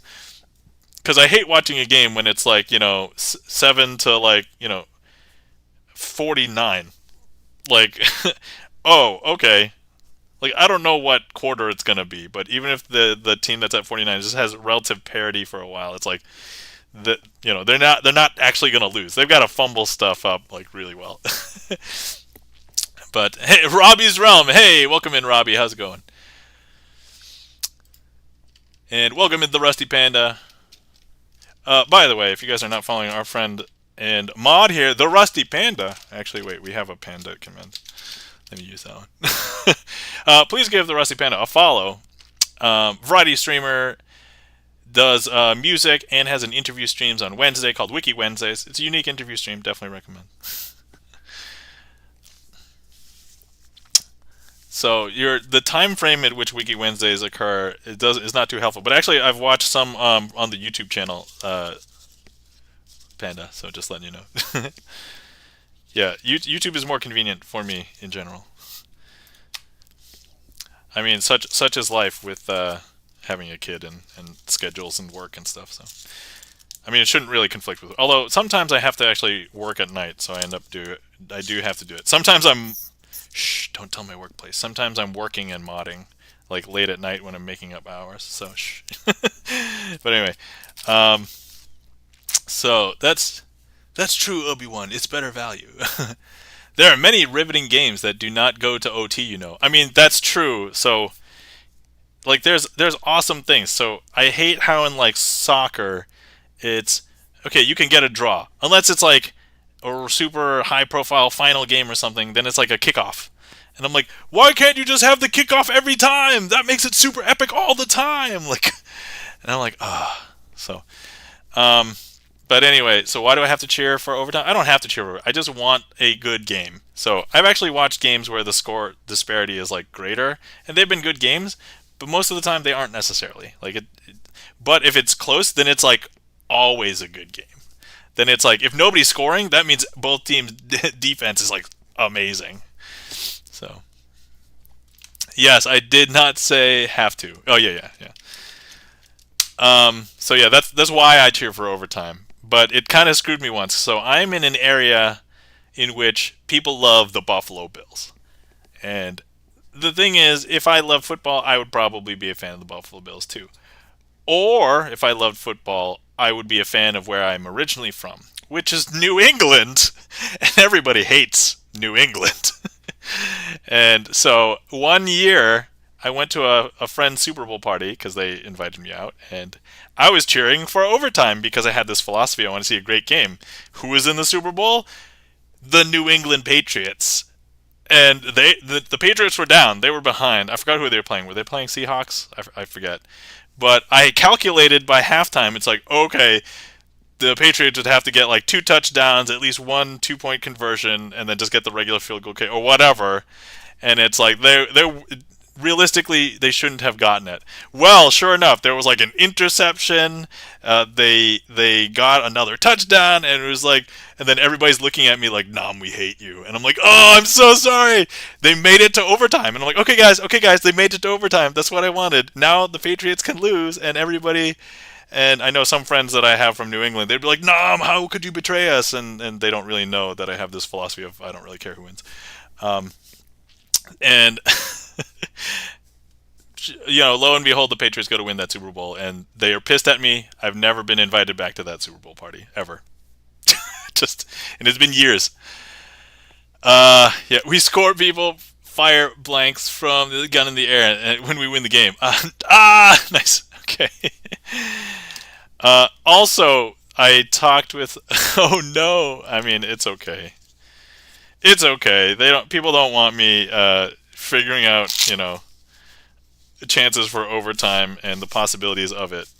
However, I was talking with some of my creative writing friends. Now, I don't normally write, but I would like to write more. But they were like, you know what? If this was a story, that a person who is granted the power to control the outcome of Super Bowls obviously can't be somebody who has a team.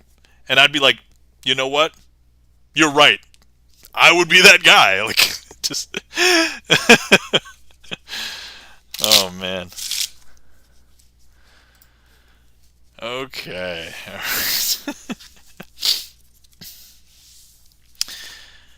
Okay, so we have a request from Charlie's Beats. Thank you so much for the request, Charlie, for Triumph Squared. Oh, I have to cut the deck into 2 packets here. 1, 2. All right. So first things first, we will need a card selected. Next week is going to be insane. I know, right? So, Panda, I don't know if you were here when I mentioned earlier, but as we discussed, it's going to be Lunar New Year on the 10th, Super Bowl on the 11th, my birthday on the 12th, which, if anybody cares, it's also Abraham Lincoln's birthday and also Charles Darwin's birthday. I mean, they're dead. I'm still alive, so I'm going to be celebrating. And then it'll be Tuesday the 13th, and then it'll be Valentine's Day on Wednesday. So, so anyway, okay, we need a card selected from this pile. So if you would like to click directly on the screen, we'll either use the first one, or if there's multiple, we'll have people vote. Looks like we have one on this one, and it doesn't matter that I know what it is, so we're just going to go ahead and flip that one over. So what we have here is the Queen of Spades. Alright, so the remaining cards are face down, so we have the Queen of Spades in here, and then we're going to go ahead and we now need a second card selected from this pile. Actually, I'm going to clear this heat map just so we don't confuse. Delicious. Alright, so go ahead and select a card from this pile. And if anybody is on desktop, feel free to click directly, or if you want to give me a number from the top. I see a heat map right. Oh, I see 2. So you guys are going to have to duke it out. So we've got this one, and then I think it was originally this one before I disturbed the... Okay, so heat maps. Vote on these, or if you want to vote and you are not on, you can type in chat. 1 or 2. 1 or 2. Let's make sure each one has 1. Oh, looks like the heat map person changed to 2. There we go. All right. Congrats on 200. I've eaten 200 heat maps. I may have eaten more than that, but okay. So we're gonna go with this one. Okay. Once again, we're gonna be leaving this face up. So here we go. 3 of spades. I'm gonna leave that face up into this pile here. Now, if I was to shuffle these in, they'd be pretty easy to find, right? But let me go ahead and turn this one over. And now, it's going to be impossible. Okay, here we go. Shuffling those in.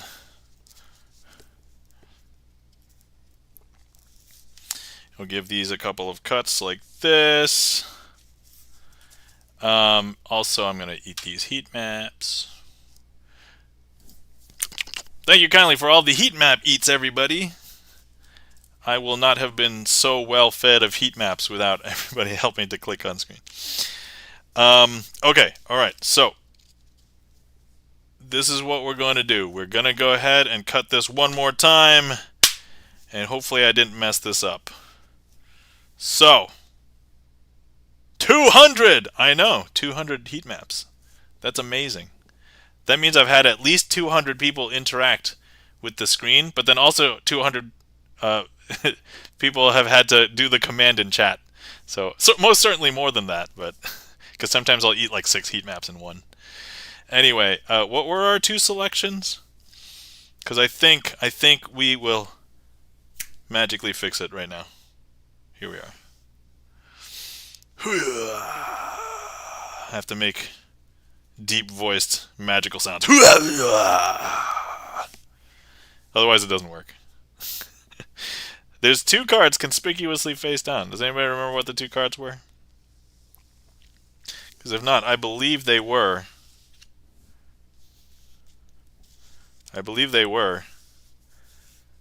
The 3 of spades and the Queen of spades. How do you do that stuff? very carefully. I mean, magically. I mean, I don't know. Cautiously? Thank you kindly for the applause, Robbie's Realm, and thank you kindly for the claps, the Rusty Panda, all the emotes checking the gaff meter, and thank you kindly for the Chrissy Cade's money with lots of care. Oh my god. I'm Uni. Welcome in. How's it going? Welcome in. I'm Uni. How are you doing?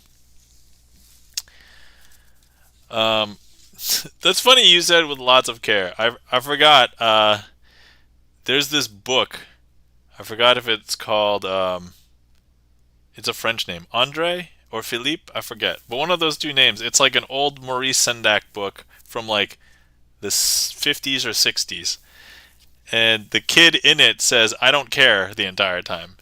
And I read it to my kid like twice so far, and I hate the book. Like I hate the story that it tells.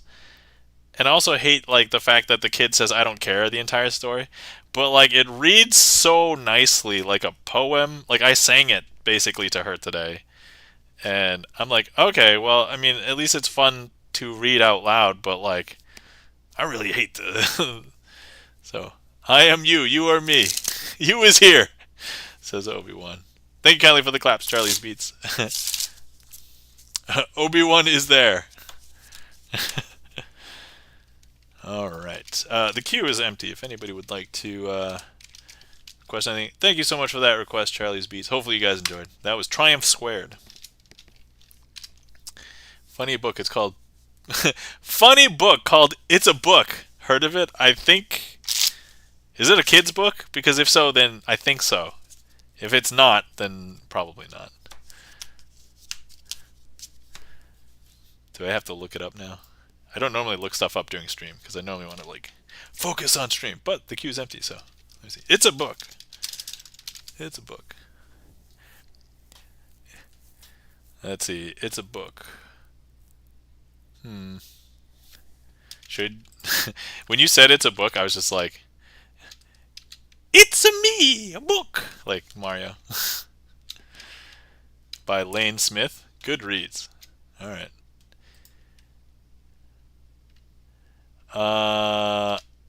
I think I have seen this. I don't know if I've read it,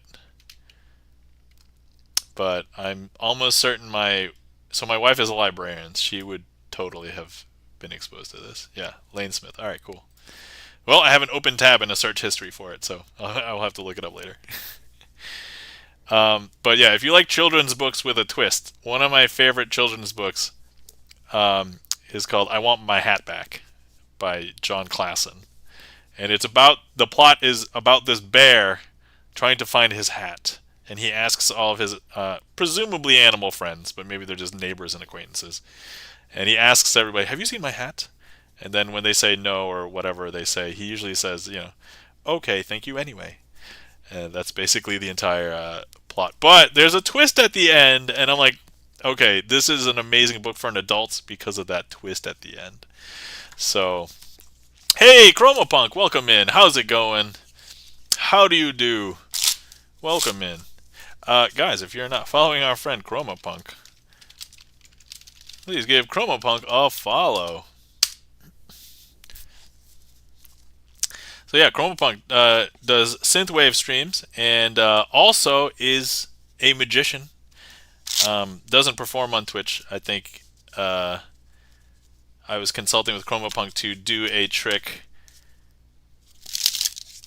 and I have seen him perform magic on stream, but I don't think there's dedicated streams for it. But let us know if you're going to be performing more magic. ChromaPunk, let us know. 4-card trick. Good pick. I love this trick. I like it. I've been able to theme this one a bunch of different ways as well. And you know what? Should I come up with something for Super Sports Valentine's Bowl Lunar New Birthday Weekend? Like, that's crazy. I do some basic sleight of hand on stream occasionally. Excellent. Great to hear.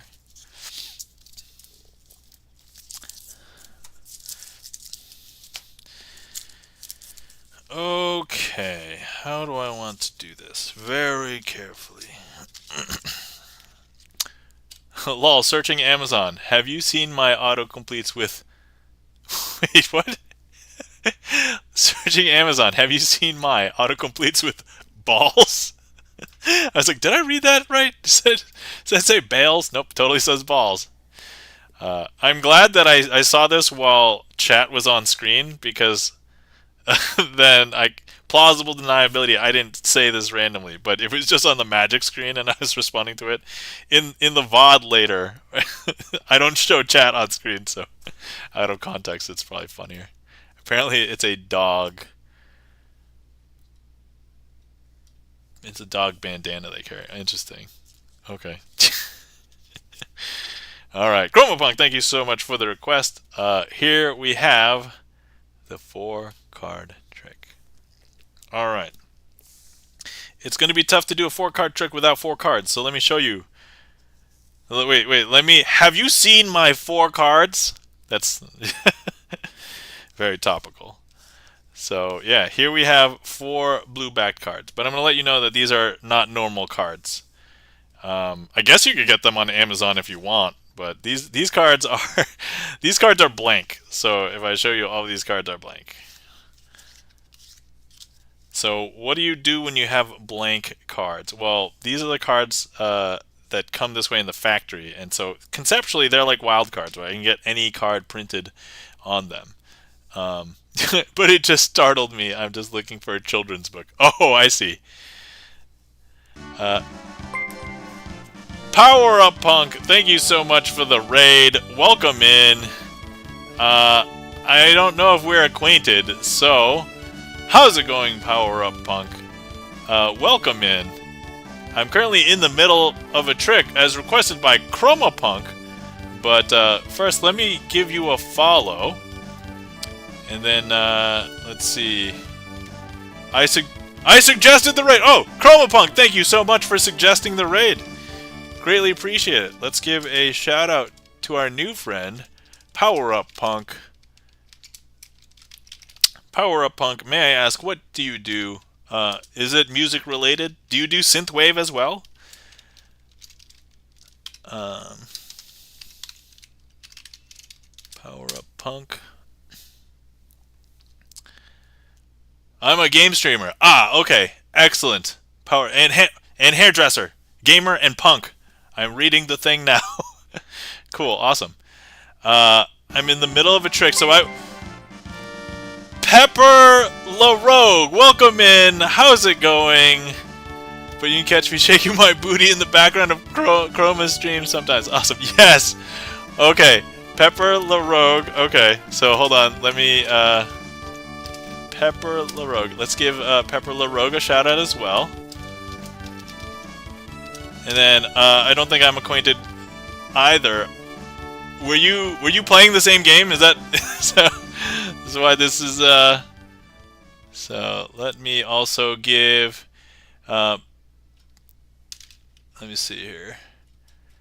All right, Pepper LaRogue. Let me give you a follow as well before I forget as well. How is your stream? Thank you for rating in. I'm currently in the middle of a trick, but let's see. No, Power Punk and I know each other. Oh, no. Okay, it was good. Cool. Awesome. No, we were about to raid Pepper as she was trying to raid me, so Chroma steered us all here. Wow, thank you so much, Chroma Punk. Greatly appreciate it. Hold on. Okay, so I'll start this trick back over. Hang on tight. So, hi. Thank you for all the raids, everybody. Thank you for coming in. Hi, my name is Nam, also known as Crazy Asian, spelled with a K, 2 E's, and 3 N's. And I like to do sleight of hand card magic on stream. So most of what I'm doing today, and most Sundays, I call it Sleight of Hand Sunday, and we're doing a bunch of magic tricks. So, and I have co-opted a StreamerSonglist. There's no songs in it. It is all tricks. So if you would like to request something, you can. I understand a lot of people who are not familiar with magic don't know what tricks names are. So feel free to just type !random, and I would love to perform a trick for those of you guys who just raided in. So let me just do one thing, and then we will resume that trick. And that's what we will do. And then, so let me see here.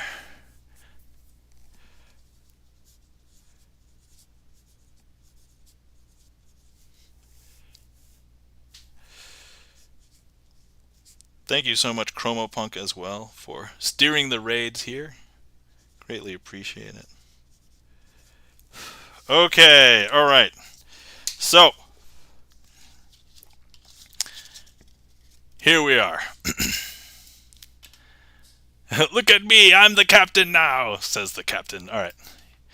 Okay, so this is called the 4-card trick. It would be very difficult to perform a 4-card trick without 4 cards. 1, 2, 3, 4. Now, these 4 cards aren't normal cards. They are cards not from a regular deck because these cards are blank. So these cards are how they would look, you know, when they come from the factory before they print a card there. So, but let me just go ahead and place, let me just say, let me just write something on this one so you know it's, you know, I'm just going to write, thank you, Raiders. So we'll do that. So, thank you, Raiders. We'll have 3 exclamation points and some squiggles. There you go. So now this card is 100% unique. It says, thank you, Raiders. And so now this is what we're going to do. So what I'm going to do is I'm going to go ahead and place this card into the packet like this. And you would be able to tell where it is because when I count through, you'll be able to see that it's right there. Right? However, what I'm going to do is let me go ahead and ChromoPunk, you are the requester of this trick and the steerer of the raids. Let me just go ahead and grab this ethereally and not like literally. But I'm going to send it to you through the internet pipes. So go ahead and grab this. So I'm just sending it through the internet pipes. Let me know when you get it. And FYI, this is also a good time if anybody has been sitting around for a while and is not hydrated. Excellent. Thank you, ChromoPunk. Please hydrate. Okay, so now that you've gotten it, if I show you now, you'll be able to see that it has disappeared. It is gone. I know, is that strange? That's super strange. So now, if I show you, all the cards are face down. Hey, thank you kindly for the transporter. Thank you for transporting it back. Did you give it back to me just now? I think you did. Okay, I'm just going to go ahead and drop it ethereally back into the packet. Now, excellent, thank you for that. Now if I was to show you, there is a card in here that has the spiritual qualities of that, because look, if I show you, thank you, Raiders has come back. Now, a lot of people realize that you can tell this card from the face because it says thank you, Raiders, and the rest of these all have blank on the face. What you may not realize is that through the process of sending it through the internet pipes and having it be Star Trek transported back, you could tell from the back as well, because the backs here all have these blue backs, but the back here of thank you, Raiders, it actually says power up, Punk and Pepper LaRogue. And if you were here, you could inspect this card, look at it. This is exactly as you see. And Power Up Punk says, Ligasp! OMG! Ligasp! Fire the missiles! Oh, man. Thank you kindly for the applause, ChromoPunk. And once again, thank you so much for the raids, Power Punk, Pepper LaRogue. Thank you so much for steering them here, ChromoPunk, and the request. Hopefully you guys enjoyed. And yeah, if you guys want more magic, we'll be doing some more. And thank you for all the new follows, everybody. Greatly appreciate it. So. And welcome in, Mark Rides. How's it going? Mark Rides has requested the 4 burglars. Excellent. Let me catch up with chat. I did see some of the messages, but I don't think I caught them all. So, thank you, Chroma. Got it. All right, sweet. Yep, we saw that. Oh, yes. Ligasp. I added that to the transport buffer. Yes. Pepper Little Rook says, that's cool. Thank you kindly for the claps. I'm Uni, the Rusty Panda. 302 Lily Zoe. So cool. Thanks. And then SL for the list. Yeah, so if you're familiar with Songlist, StreamerSonglist commands, you can use most of those. I've also translated it, so you can do exclamation point TR for the trick list. Sorry, TL for the trick list. TR for trick request, if you know. Third Eye Gemini. Third Eye Gemini. He's a witch! Okay. Burn him! Oh wait, here's a heat map. Let me eat this. Delicious. Mark Rides, thank you so much for the resub. Greatly appreciate it. He turned into a newt. Oh wait, do I have to do that with a high pitch? He turned into a newt. Okay. All right. Thank you for getting that eat there. Okay, so you don't look like a newt. Well, I got better. All right, sorry. All right, I'm trying to find. Okay, so normally I would do this with the jacks, but because Mark Rides assigned a card, we'll use the kings because Mark Rides assigned the King of Hearts.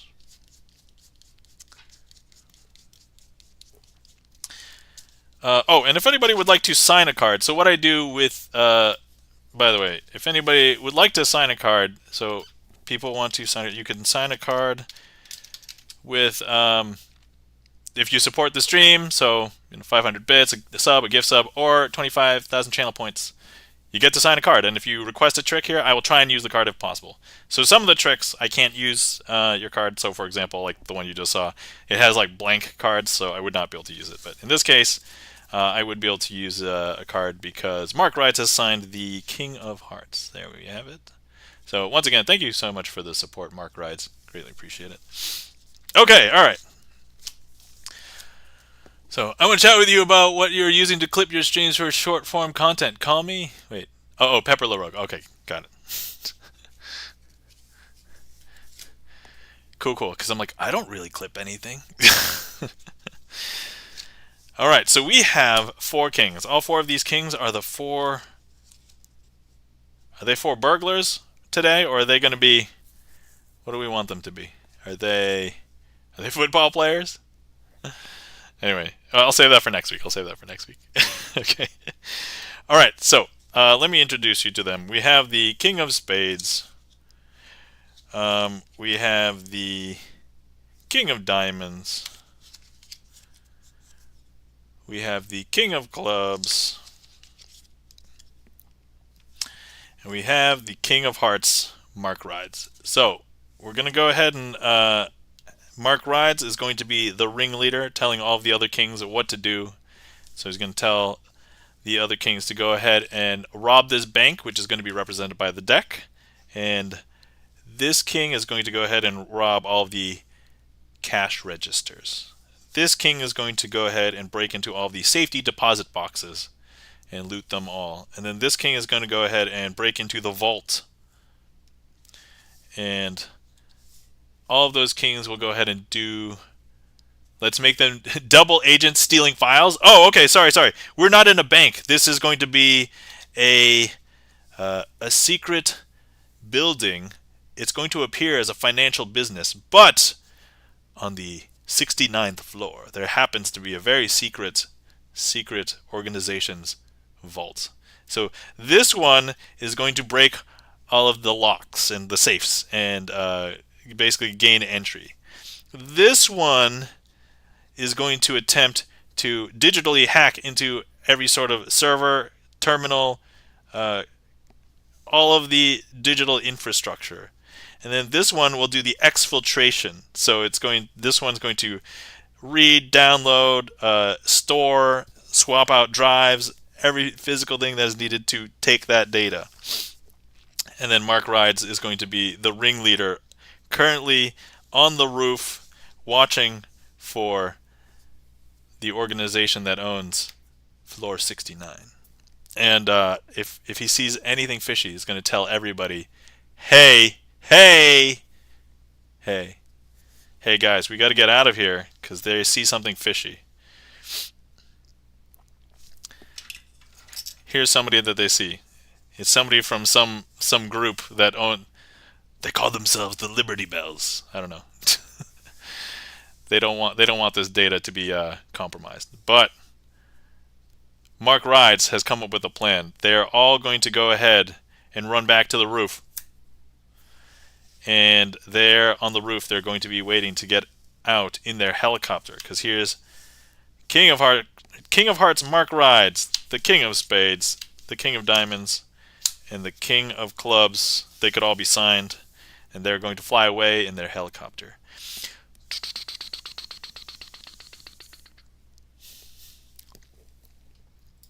And that, my friends, is 4 burglars themed as spies trying to steal files, which, let's be real, we know most files are digital nowadays. So there might have been some physical files, but anyway, they got away. They made it. It's like I'm watching Leverage. I miss Leverage. Hey, welcome in, Frolic Chris. How's it going? How you doing?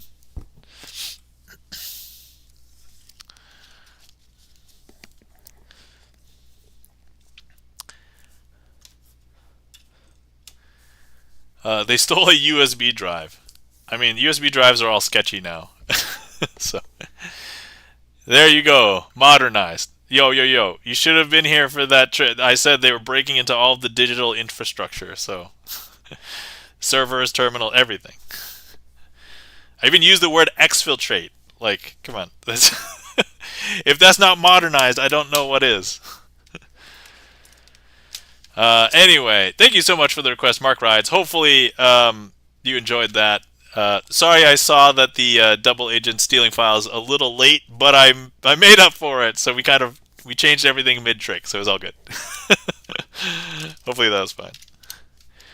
Okay, I came in a little late. Oh yeah, just a wee bit, just a tad. You almost missed it. I mean, you did miss it, but almost caught it. Thank you kindly for the claps, Rusty Panda, and checking the gaff meter. Alright, so the queue is empty. If anybody would like to request anything, feel free. Let's put a Magician's Choice in here. I'll do some quick visual things. Oh, hold on. I'm bad. Using my own list. Oh no, checking the gaff meter has beat me to it. Alright, I'm going to go ahead and do my other quick visual thing first. For the Raiders, just in case anybody wants to see something else. And, oh, I didn't even put it in the list, guys. I'm just so bad at this. Alright, hold on.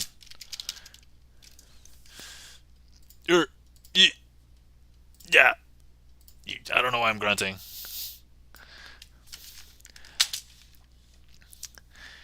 Okay, do your thing. Alright, awesome. Okay. So, here we have a coin. And this coin, you saw it, it's a Liberty Bell coin. And, so, look, if I were to just grab this, it's actually going to be in this hand because most magicians need a magic wand to make it disappear from this hand. So, take a look. It's still there. Nothing happened. Because, but here's the thing. I'm too poor and I don't own a magic wand. I mean, magic wands, especially like Harry Potter magic wands, hundreds of dollars. So you don't want one of those. But every magician you may have seen carries around a Sharpie. And so a Sharpie can actually double up as a magic wand. And they're very affordable. So as you can imagine, a lot of magicians will have them. Because look, if I do this, that coin is gone. That coin disappears. And you're probably wondering where it is. Well, here's the other thing. Sharpie has a hidden compartment in which you can hide, you guessed it, coins. And, oh, I just Sharpied myself. Oh, no. It's too slow. Alright, I was rushing through that, and now I've Sharpied myself. Oh, well. That's my punishment.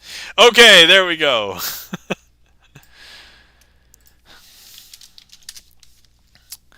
All right, so now we have a trick request from Checking the Gaff Meter. Checking the Gaff Meter, thank you so much for the request. The Rusty, thank you kindly for the claps. The Rusty Panda, great job. I mean, besides sharpieing myself, yes.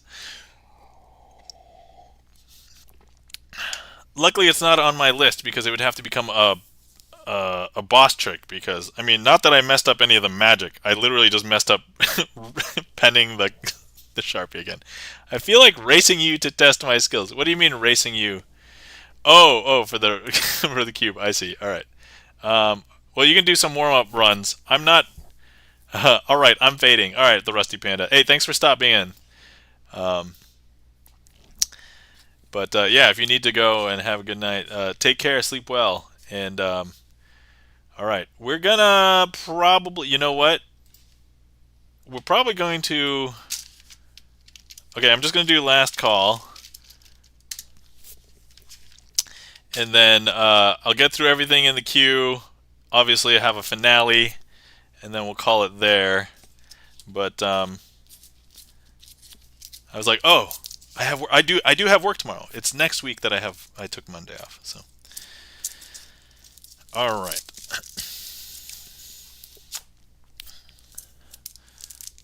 But okay, yeah. So we can do the cube in a bit. All right. So here we go. Thank you so much for the request. Checking the gaff meter. This is called B Sisters. I don't know why it's called B Sisters, so just FYI. All right, I have 4 cards here, and all 4 of these are the 4 aces. So here's a red ace right there, and then here's the other red ace right here.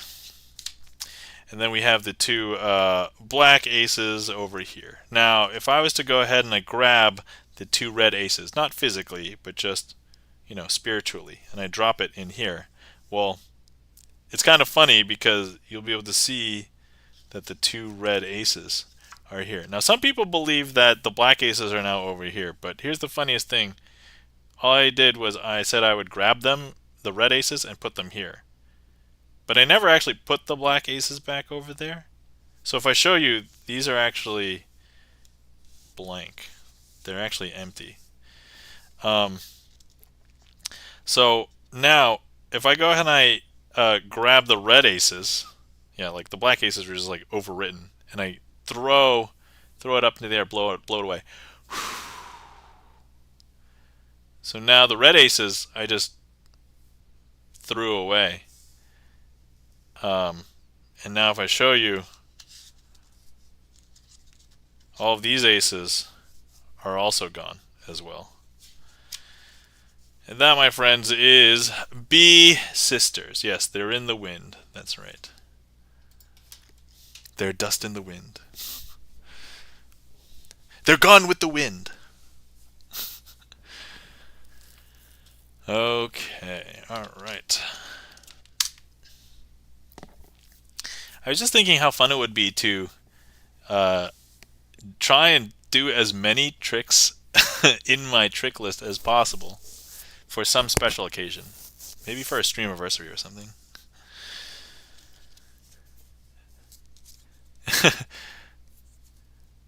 I don't even understand, says Checking the gaff meter. So you just blew them away. I mean, yes. I mean, I like to phrase it that way because I don't want to say blow them or blow them off.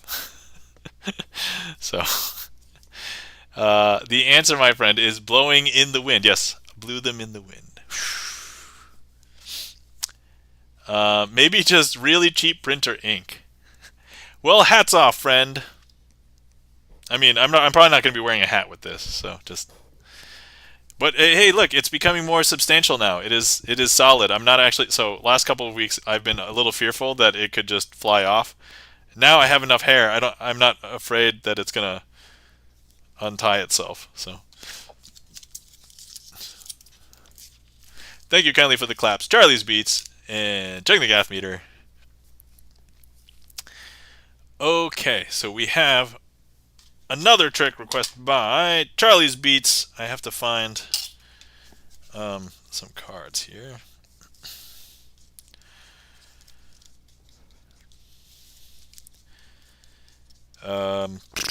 So I haven't done this trick in a while. I kind of forgot how to do it. Let me just see if I can jog my memory on the fly really quick. I have practiced this in the past, so let me just see here. La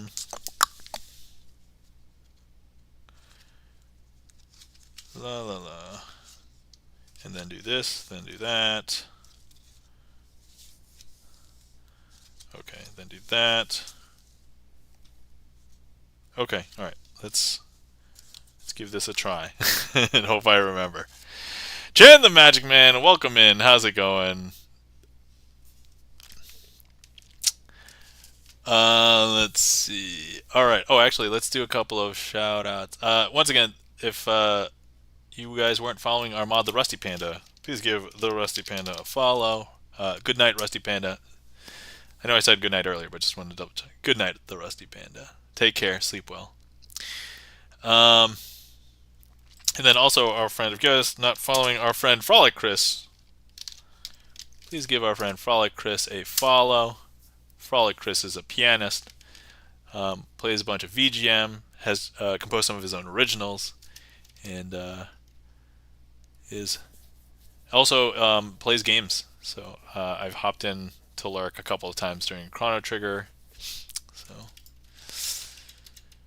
I got the perfect trick for you tonight since it's a work night for you. It is a work night for me, yes, correct. And then also, Chan, welcome in, welcome back. If you guys didn't know, our friend Chan the Magic Man was out traveling the world, Cambodia, and has come back recently. So, guys, if you're not following our friend Chan the Magic Man, please give Chan a follow. One of the other few magic streamers that has a regular magic schedule on Twitch. Normally does Magic Mondays. So, Nam goes to bed before 1 a.m. Oh, that is a magic trick. Especially on Sundays when I stream, I almost never sleep. After I wrap up stream, I end up doing like YouTube uploads and stuff to. So anyway, okay, I'm going to got to go enjoy the rest of the stream. Robbie's Realm, thank you for stopping in. Hopefully you enjoyed. Yeah, you've been here since the beginning, I think, of the stream. So hopefully you enjoyed. Thanks for stopping by. You have a great night. Take care. Sleep well. Robbie's Realm. boss trick of me going to bed early. Okay, all right. Okay, let me do this trick and then okay. So, okay, first things first. We have the deck, and I'm going to make a prediction. And my prediction is going to be, let me see, I'm just going to try and feel it out here. I think this will be my prediction. Yes, that's right. I think that'll be my prediction. So, now, in order for me to match my prediction, I'm going to try and find 3 cards, and I'm going to lay them down here, here, and here. And so, let's see. Alright, so first card to try and match the, you know what, maybe this one. I'm feeling this one. So, this is the 8 of Hearts. So if this is the 8 of Hearts, I'm going to place the 8 of Hearts. So this could be a heart, this could be an 8, this, you know, so hopefully that'll be correct, right? Okay, next. Feeling it here. So this next one is going to be the 8 of Clubs. Okay, so if I...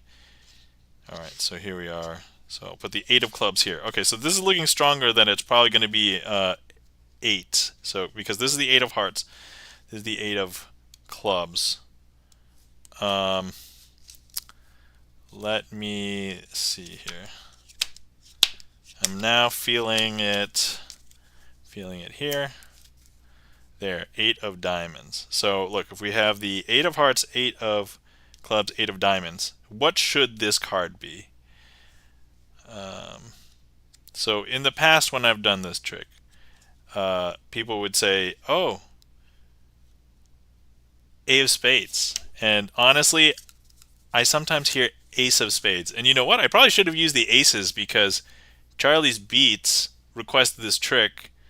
And normally, man, so I messed this up. I'm so sorry, guys. But you know what? When I mess up a trick, I'm going to call upon our friend the Deck Sock. Hi, Deck Sock. Hey, Deck Sock, can you just fix this up for me really quick? Sure. All right, here we go. Deck Sock is going to touch each one of these. And so, I know I've messed this up, but that's okay. The Deck Sock fixes everything. So here we have not the 8 of hearts, but the ace of hearts. Not the 8 of clubs, but the ace of clubs. Not the 8 of diamonds, but the ace of diamonds. And in order for this to be correct, this has to be the ace of spades. And that is signed by our friend Charlie's Beats, the requester of this trick. Thank you so much for the request. Hopefully you guys enjoyed. We matched the cards all right. They've been matched.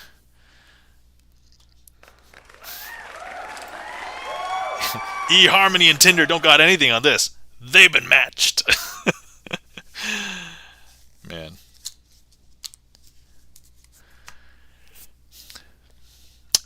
Yo, we'll enjoy watching. Have fun, crazy. Oh, hey, welcome in, Dream. How's it going? Thanks for stopping by. Ace of Spades, says Frolic Chris. Yes, that is correct. Ace of Spades. That's right. And I said I was going to... I already called last queue. So eHarmony lol. Yeah. I'm actually going to close the queue. Because we did call last call and there's like 3 things still left. So... Okay, actually, you know what? I think this is probably a good point. Let me...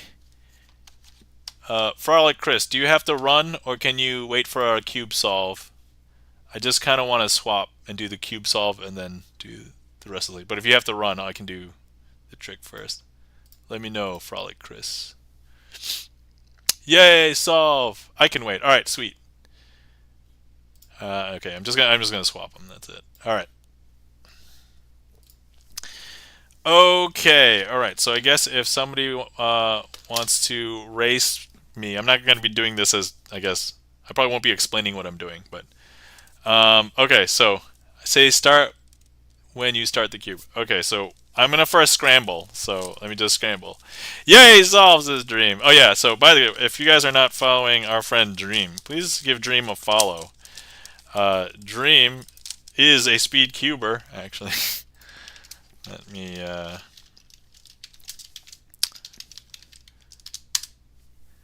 and also, if you guys are following our friend Chan the Magic Man, Chan also is a cuber as well. So if you guys are into cubing and want to see more cubing, check them both out, Dream and Chan the Magic Man. Hey, thanks. Yeah, you're welcome, Dream. Oh yeah, Chan's got the cube emotes right there. Check it out. Say stop when solved too. Oh, okay, yeah, sure. I'm not a cuber. Can I be here? Yeah, you can be here. I mean, I guess the people who are cubers here are also all streamers. So unless you are also a streamer, you shouldn't need to feel left out in any way. All right, Mark Rides. Are you ready? I'm going to... Oh, hopefully... Wait, does this seem scrambled enough to people? Should I scramble a little bit more? I was really not paying attention, but... Yes? Okay, alright, okay. Alright, Mark Rides, are you ready?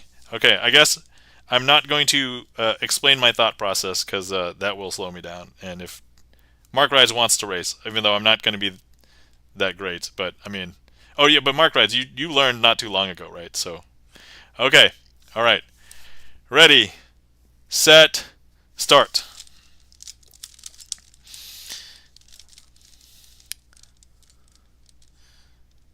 I just realized I've not solved the cube in like over a week, so it's been a hot minute. So yeah, I'm noticeably slower than I think I can be, but meh. I don't claim to be a speed cuber. I just know how to solve one.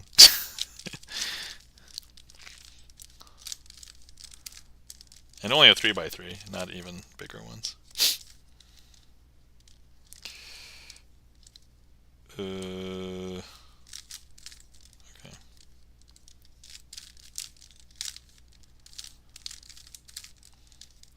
Alright.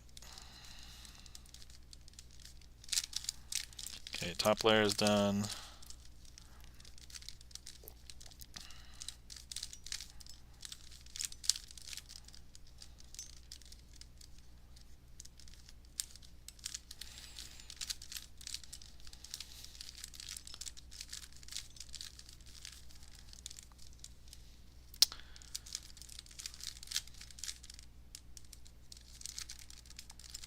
Okay, second layer is done.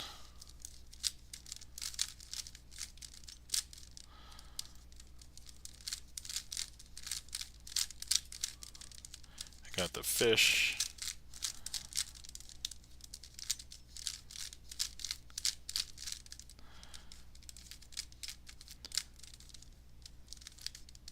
Oh my god, this is like the worst case scenario. Yeah.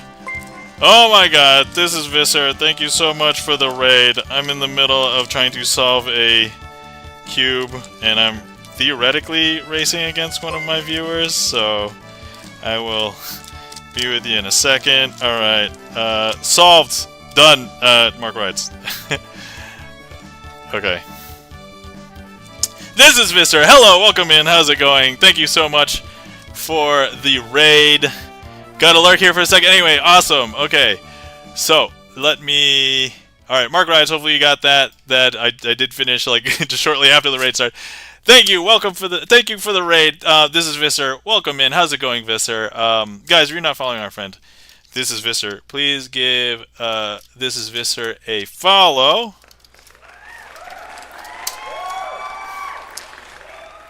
So I've seen Visser do community games, and Pal World. I haven't seen Pal World. I've heard a lot of talk about Pal World, but also we've seen This is Visser in a bunch of other magician chats. So thank you for the raid. This is Visser. Let's see. So.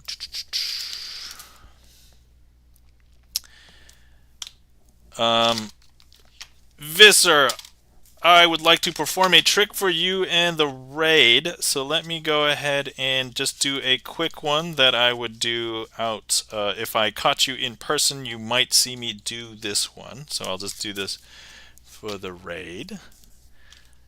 Normally I would ask if you would like to request something. I know a lot of people don't know the names of tricks and stuff, and we could have you do a random one. But I called last call a little bit ago, so so we're going to probably do this trick, the two that are in the list, and then one other one as a finale, and then we will call that a stream. But anyway, oh, let me introduce myself if there's anybody new from Visser's. Welcome in. Hi, my name is Nam, also known as Crazy Asian, spelled with a K, 2 E's, and 3 N's, and I like to do sleight of hand card magic on stream. So here we are. I just finished doing a cube, which is one of the. It's literally the only thing I've co-opted a StreamerSonglist, and I only put tricks in it. So, but the cube is the only non-magic trick. Everything else is a magic trick. So, all right, here. So we have 4 cards. They are all the 9s. I just happen to have like 3 of the 9s together. So I'm like, all right, I'll just use the 9s. But so we're going to be twisting the 9s. So what I want to do with these 9s is done, you won. All right. Oh, cool. Thanks, Mark Rides. This is what I would like to do. I'm going to go ahead and turn all of the aces. Sorry, I normally do this with aces. With the 9s, all face up, but only 1 card at a time. But if I did it like that, that would be cheating because I just literally turned a 9 over. So if I hold the packet and give it a twist like this. Oh man, this is a great packet to twist because the back design looks amazing. That's actually going to turn over one of the 9s. In this case, the 9 of hearts. Now, if I hold the packet and give it another twist, and this is the part that gets people, that 9 of hearts will turn itself face down, and the 9 of clubs will turn itself face up. I know, that's super weird, right? But look, that's actually what happens. Is that weird? That's super weird, right? That's super bizarre. Now, if I hold the packet and give it another magical twist. It's a very hypnotizing twist. That's actually going to turn up the 9 of diamonds. I know, super hard to believe, but there it is. I know. Now the last one, 9 of spades.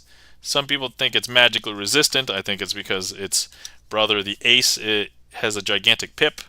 But look, even if I give it a magical twist, none of the cards are face up here. Even if I give it 2 magical twists, some people are like, whoa, whoa, whoa, you've just cumulatively given it 3 magical twists. And I'm like, yeah, I know, you're right. It's still face down. But look, if I just use... So the true magical talent of the stream is not me. It's actually, whenever I mess up a trick, it's this deck sock. Yes, it's a tiny sock that can hold precisely 1 deck of cards. Has all of the magical talent, because look, if the deck sock touches the pile, that is enough to turn over the 9 of spades. Is that weird? That's super weird, right? And that, my friends, is normally it's called twisting the aces, but it is twisting the 9s. The 9s! Alright. And actually, I'm just going to go ahead and add that to the list and clear it, just so I have statistics for doing it.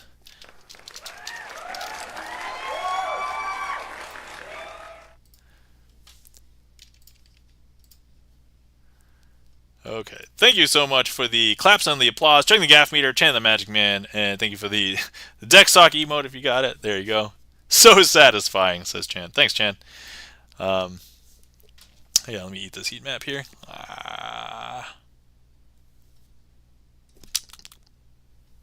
Delicious.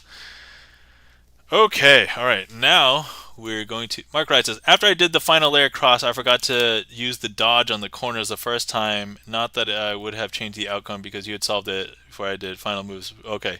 Probably would have shaved a minute off my... Oh, yeah. Sometimes when you just mess up... So I got lucky there because I only had to do the fish algorithm twice instead of maximum 3 times.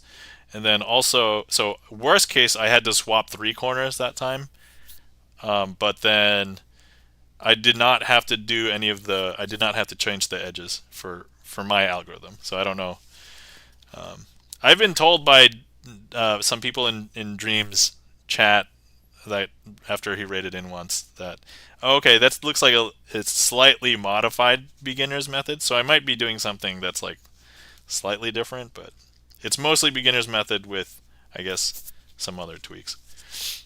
And also I do my second layer a lot different too. So alright, so now we have the Restless Lady as requested by Frolic Chris. Thank you so much for the request. Let me find some cards to do this with.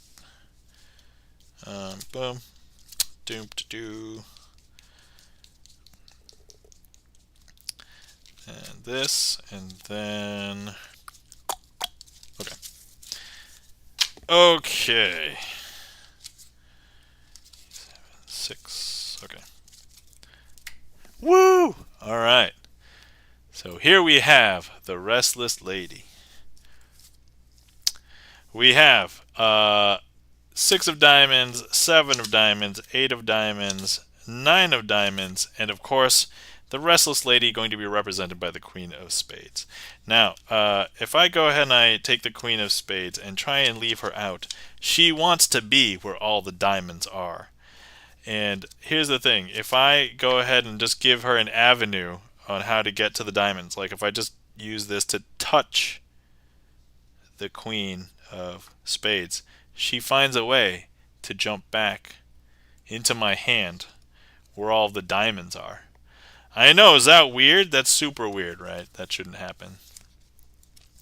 But now, if I try and remove her again, like this, she's going to find a way to jump back in amongst all of the diamonds because she is restless and wants to acquire said diamonds. Because look, if we just give her a chance to get in there, that's all the time that it takes, and she jumps back in amongst the diamonds. I know, super weird, right? Totally shouldn't happen. Now we have a couple of diamonds here, but if we just give the Queen of Spades an avenue to hop back to where the diamonds are, She'll find it. Here she is. Some people call her a gold digger. Maybe she is. Maybe she isn't. Who knows? But look, now we have just diamonds on the top. But if we just give her the chance, she will find a way to climb up onto that pile of diamonds. Now, diamonds are a woman's best friend, says Mark Riots. I was thinking a girl's best friend because I was from the song. I also know that song from Moulin Rouge, which brings up a whole host of other memories for me. But anyway, but look, if you try and look for any and all of those diamonds, you eventually see that the Queen of Spades got there first. So when you go look for this diamond, you'll see the Queen of Spades. When you see this diamond, Queen of Spades. When you see this diamond, Queen of Spades. And even this diamond, Queen of Spades. I know, that's super weird, right?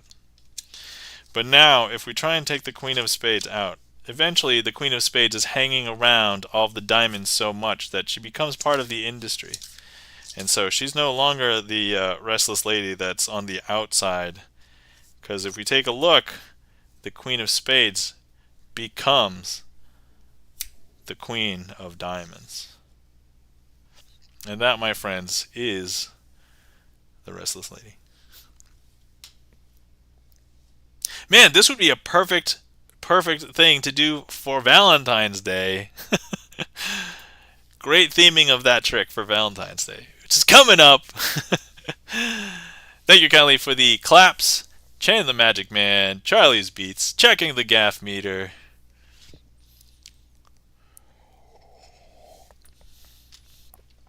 Frolic Chris. Once again, thank you so much for the request, Frolic Chris. Hopefully you enjoyed.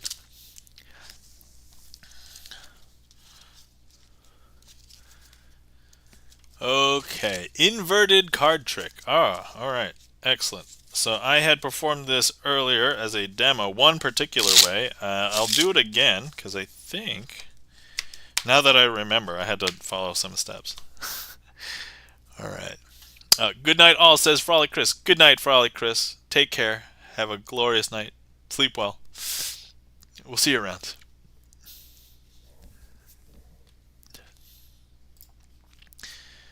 Okay, alright, first things first.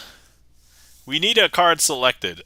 If you are on desktop, feel free to click directly on the screen, and that should put a heat map.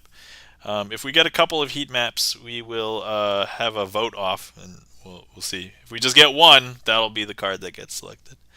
So, and if you would like to choose a card, but you are not on desktop, you can give me a number, and we'll count down from the top of the deck down. You can do that as well. Earlier we just did a random number between 1 and 52 because I have a 52-sided die command. Chan the Magic Man says 23. Okay, all right. I don't see any opposition, so we're gonna go with Chan the Magic Man's 23. Okay, 1, 2, 3, 4, 5, 6, 7, 8, 9, 10, 11, 12, 13, 14, 15, 16, 17, 18, 19, 20, 21, 22, 23.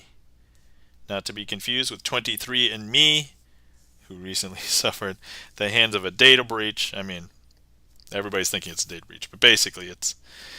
Anyway, we won't get into that. Okay, so here's the card. All right. This is what I'm going to do. I'm going to close my eyes, turn my head away, and I'll flip this over, and then hopefully somebody will have a chance to take a look at it. Got it? Okay, cool. Closing my eyes, turning my head, flipping this card over. All right, hopefully somebody in chat is taking a look at it now, and you're going to remember what it is, because if you don't, this will not be as impressive a trick, maybe. However, yeah. Is that enough time? Is that enough time? Okay, I'm going to turn it face down. I'm going to open my eyes. I'm going to look back. Oh my god, emotes on the screen. Got it. Okay, Chan the Magic Man has got it. Cool. Alright, I'm back. This is Visser. Welcome back. Okay, so I did a trick earlier for your Raiders, Visser, if they were still hanging around. Visser, if you would like another trick, let me know. I do plan on doing one more after this. as a finale, because I normally have one finale trick. But yeah, otherwise we'll be close to ending soon. But if you would like to see something extra, you definitely don't have to do a bonus for me. I mean, there's some quick ones I could just do. Anyway, all right. So for this particular trick here, we're going to. Okay, so looks like Chan has got this card. Excellent. We're going to have this card get placed back into the middle of the deck somewhere. So like, let's say here, if you were here, you could also insert it into the deck yourself. And so we'll just go ahead and push that in. Now, we're going to be doing something super interesting in that we would like to have that card found, but we're going to find it in a pretty interesting way because if I just hold the packet, I don't know, like I don't reveal the secrets of magic here, like this. Something has happened in which we are now able to, if I show you this card. Let's see. Chen the Magic says, I'm on my phone, unfortunately. I would have clicked if I stayed up longer, but I fell asleep suddenly for a few hours. Jet lag sucks. Yo, I totally understand, Chen the Magic Man. Yeah, and definitely welcome back to the United States. But hopefully you had a great time. I did see some of the things in your Discord. So now, for the first time, what was that card? Because now if I fan through the cards here, you're going to see one card that is face down amongst all the face up cards. So, Chan, what was that card?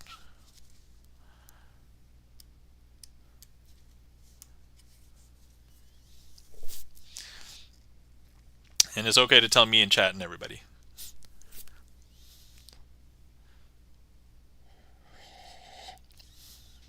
Nine of spades. Okay, so this should be the nine of spades. You sure it wasn't the nine of clubs?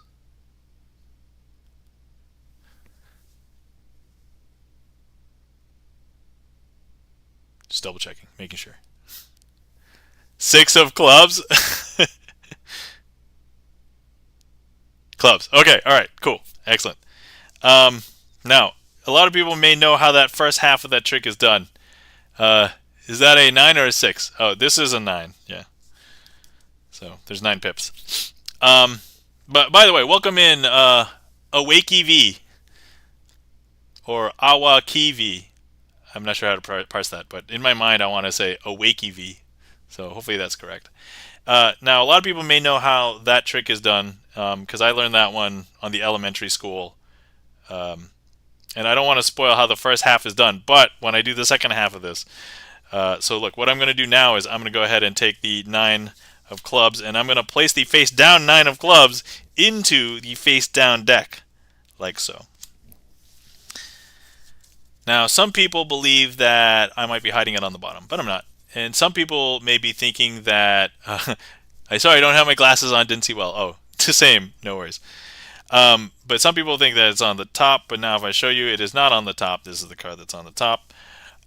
So here's the interesting thing. I think if I was to run through the cards like this, you'll probably see the card, but you may not notice that it was facing in the opposite direction. Did you see that? Did you see it? Because look. There is a card conspicuously facing in the opposite direction. And I believe it will be the 9 of clubs. That, my friends, is the inverted card trick. Two-phase. Alright. Huh? I know, right? Super weird. This is Visser. Thanks for the mind-blown emote.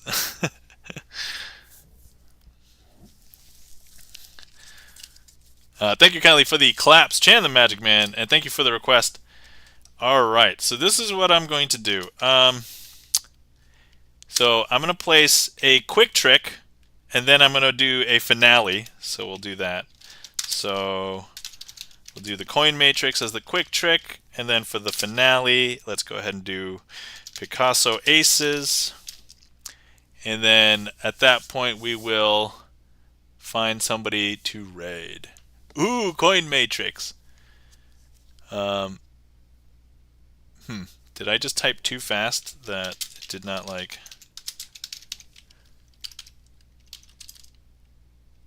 I was rate limited by my own bot. Come on, bot. You can't handle 2 quick commands in succession.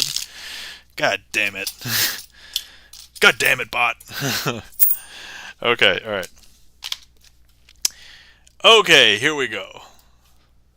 So, what we have here are 4 cards and 4 coins. I will place the 4 coins into 4 kind of different corners of like a rectangle. These cards are just whatever. I'm going to use each card. I'm going to cover each coin with a card, like so. And then what we're going to do is we're hopefully going to be doing something super interesting with the coins, because look, I'm going to try and make this coin jump from here up here. It happens really quick, so just watch. Ready? There's 1. Now this one. There's 2, and now the last one. There's 3. And that, my friends, is the coin matrix. Yes, happens very quickly. If you were here, you can look at these coins, you can look at these cards. I could borrow these coins. Legitimately, there's only 4 coins. Some people think there's 5. No. Did you take the coin from the top right to the left? I mean, I love hearing everybody's speculation. I will not confirm nor deny. But I guess are you a magician, AwakeEV, or not? Because there are places where we could more freely chat. I would rather not do it here, especially if there's people who don't want to be spoiled. But if you are a magician, we can discuss methods. And if you are not a magician, I'd prefer not to discuss methods. All right.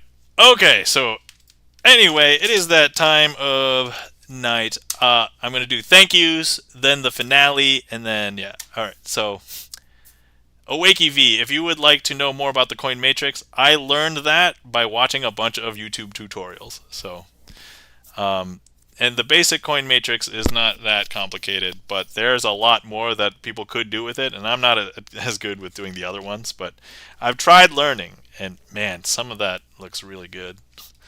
So, anyway, thank you so much to everybody who has decided to come out. Thank you so much. We got so many raids today, so thank you to all of our raiders. We got raided by Power Up Punk, got raided by This Is Visser, got raided by La Rogue. Hold on, let me remember.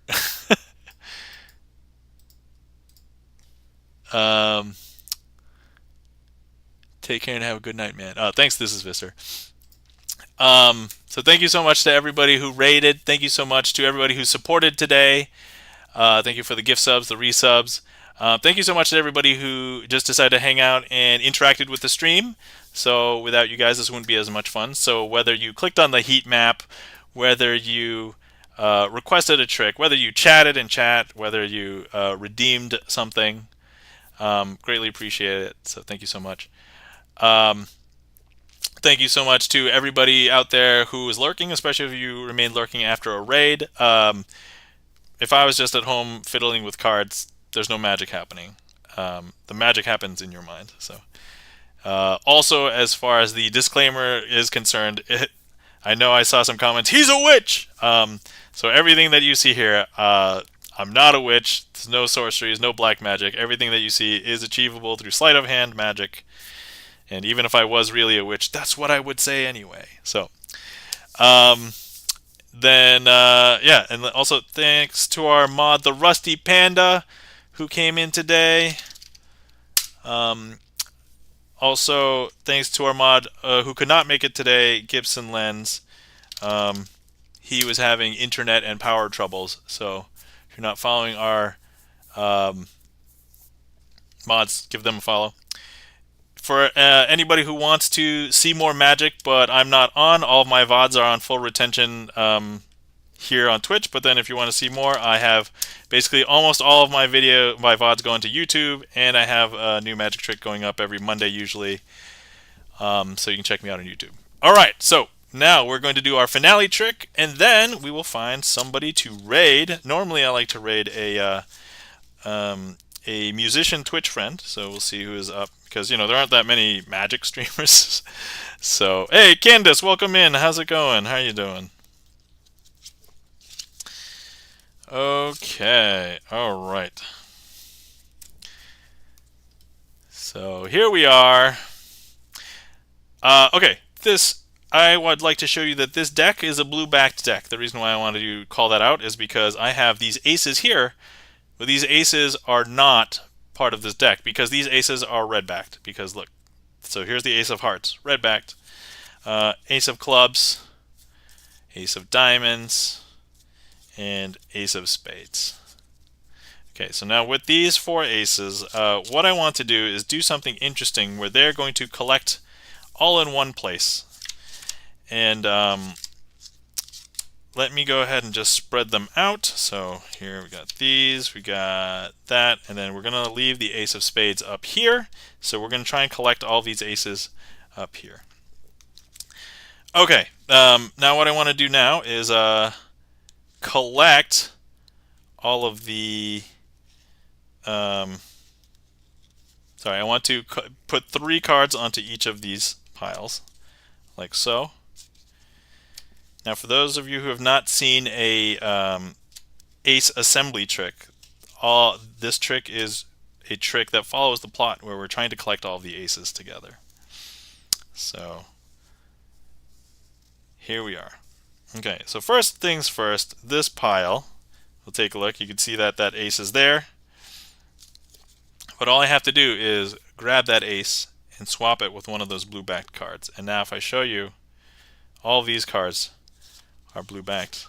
And that ace has disappeared because there's no aces here. Now, before we had the ace of spades that was red-backed and 3 blue-backed cards, but now we'll see 2 and 2, right?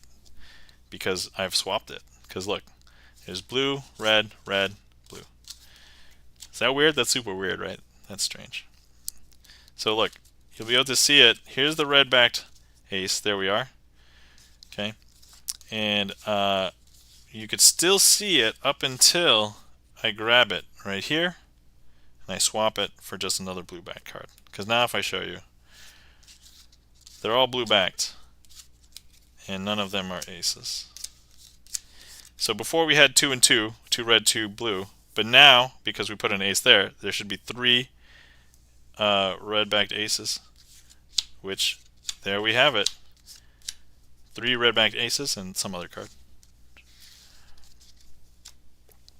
And some people think, oh, shenanigans are afoot. And I'd be like, yo, you're watching a sleight of hand card magic stream. But look, here, I'm going to show you, look, ace of diamonds, you'll be able to see it from the back because it is here. You'll be able to see it from the front because it is there, minus the glare. Okay. But I'm going to go ahead and grab it, place it here, exchange it for that last black card. And now you'll be able to see all 4 blue-backed cards and all of the faces. None of them are aces. And if we take a look, now all 4 of these are red-backed cards. All of them are the ace of diamonds, ace of spades, ace of clubs, and ace of hearts. And that, my friends, is, I'll call that a successful finale. Picasso aces.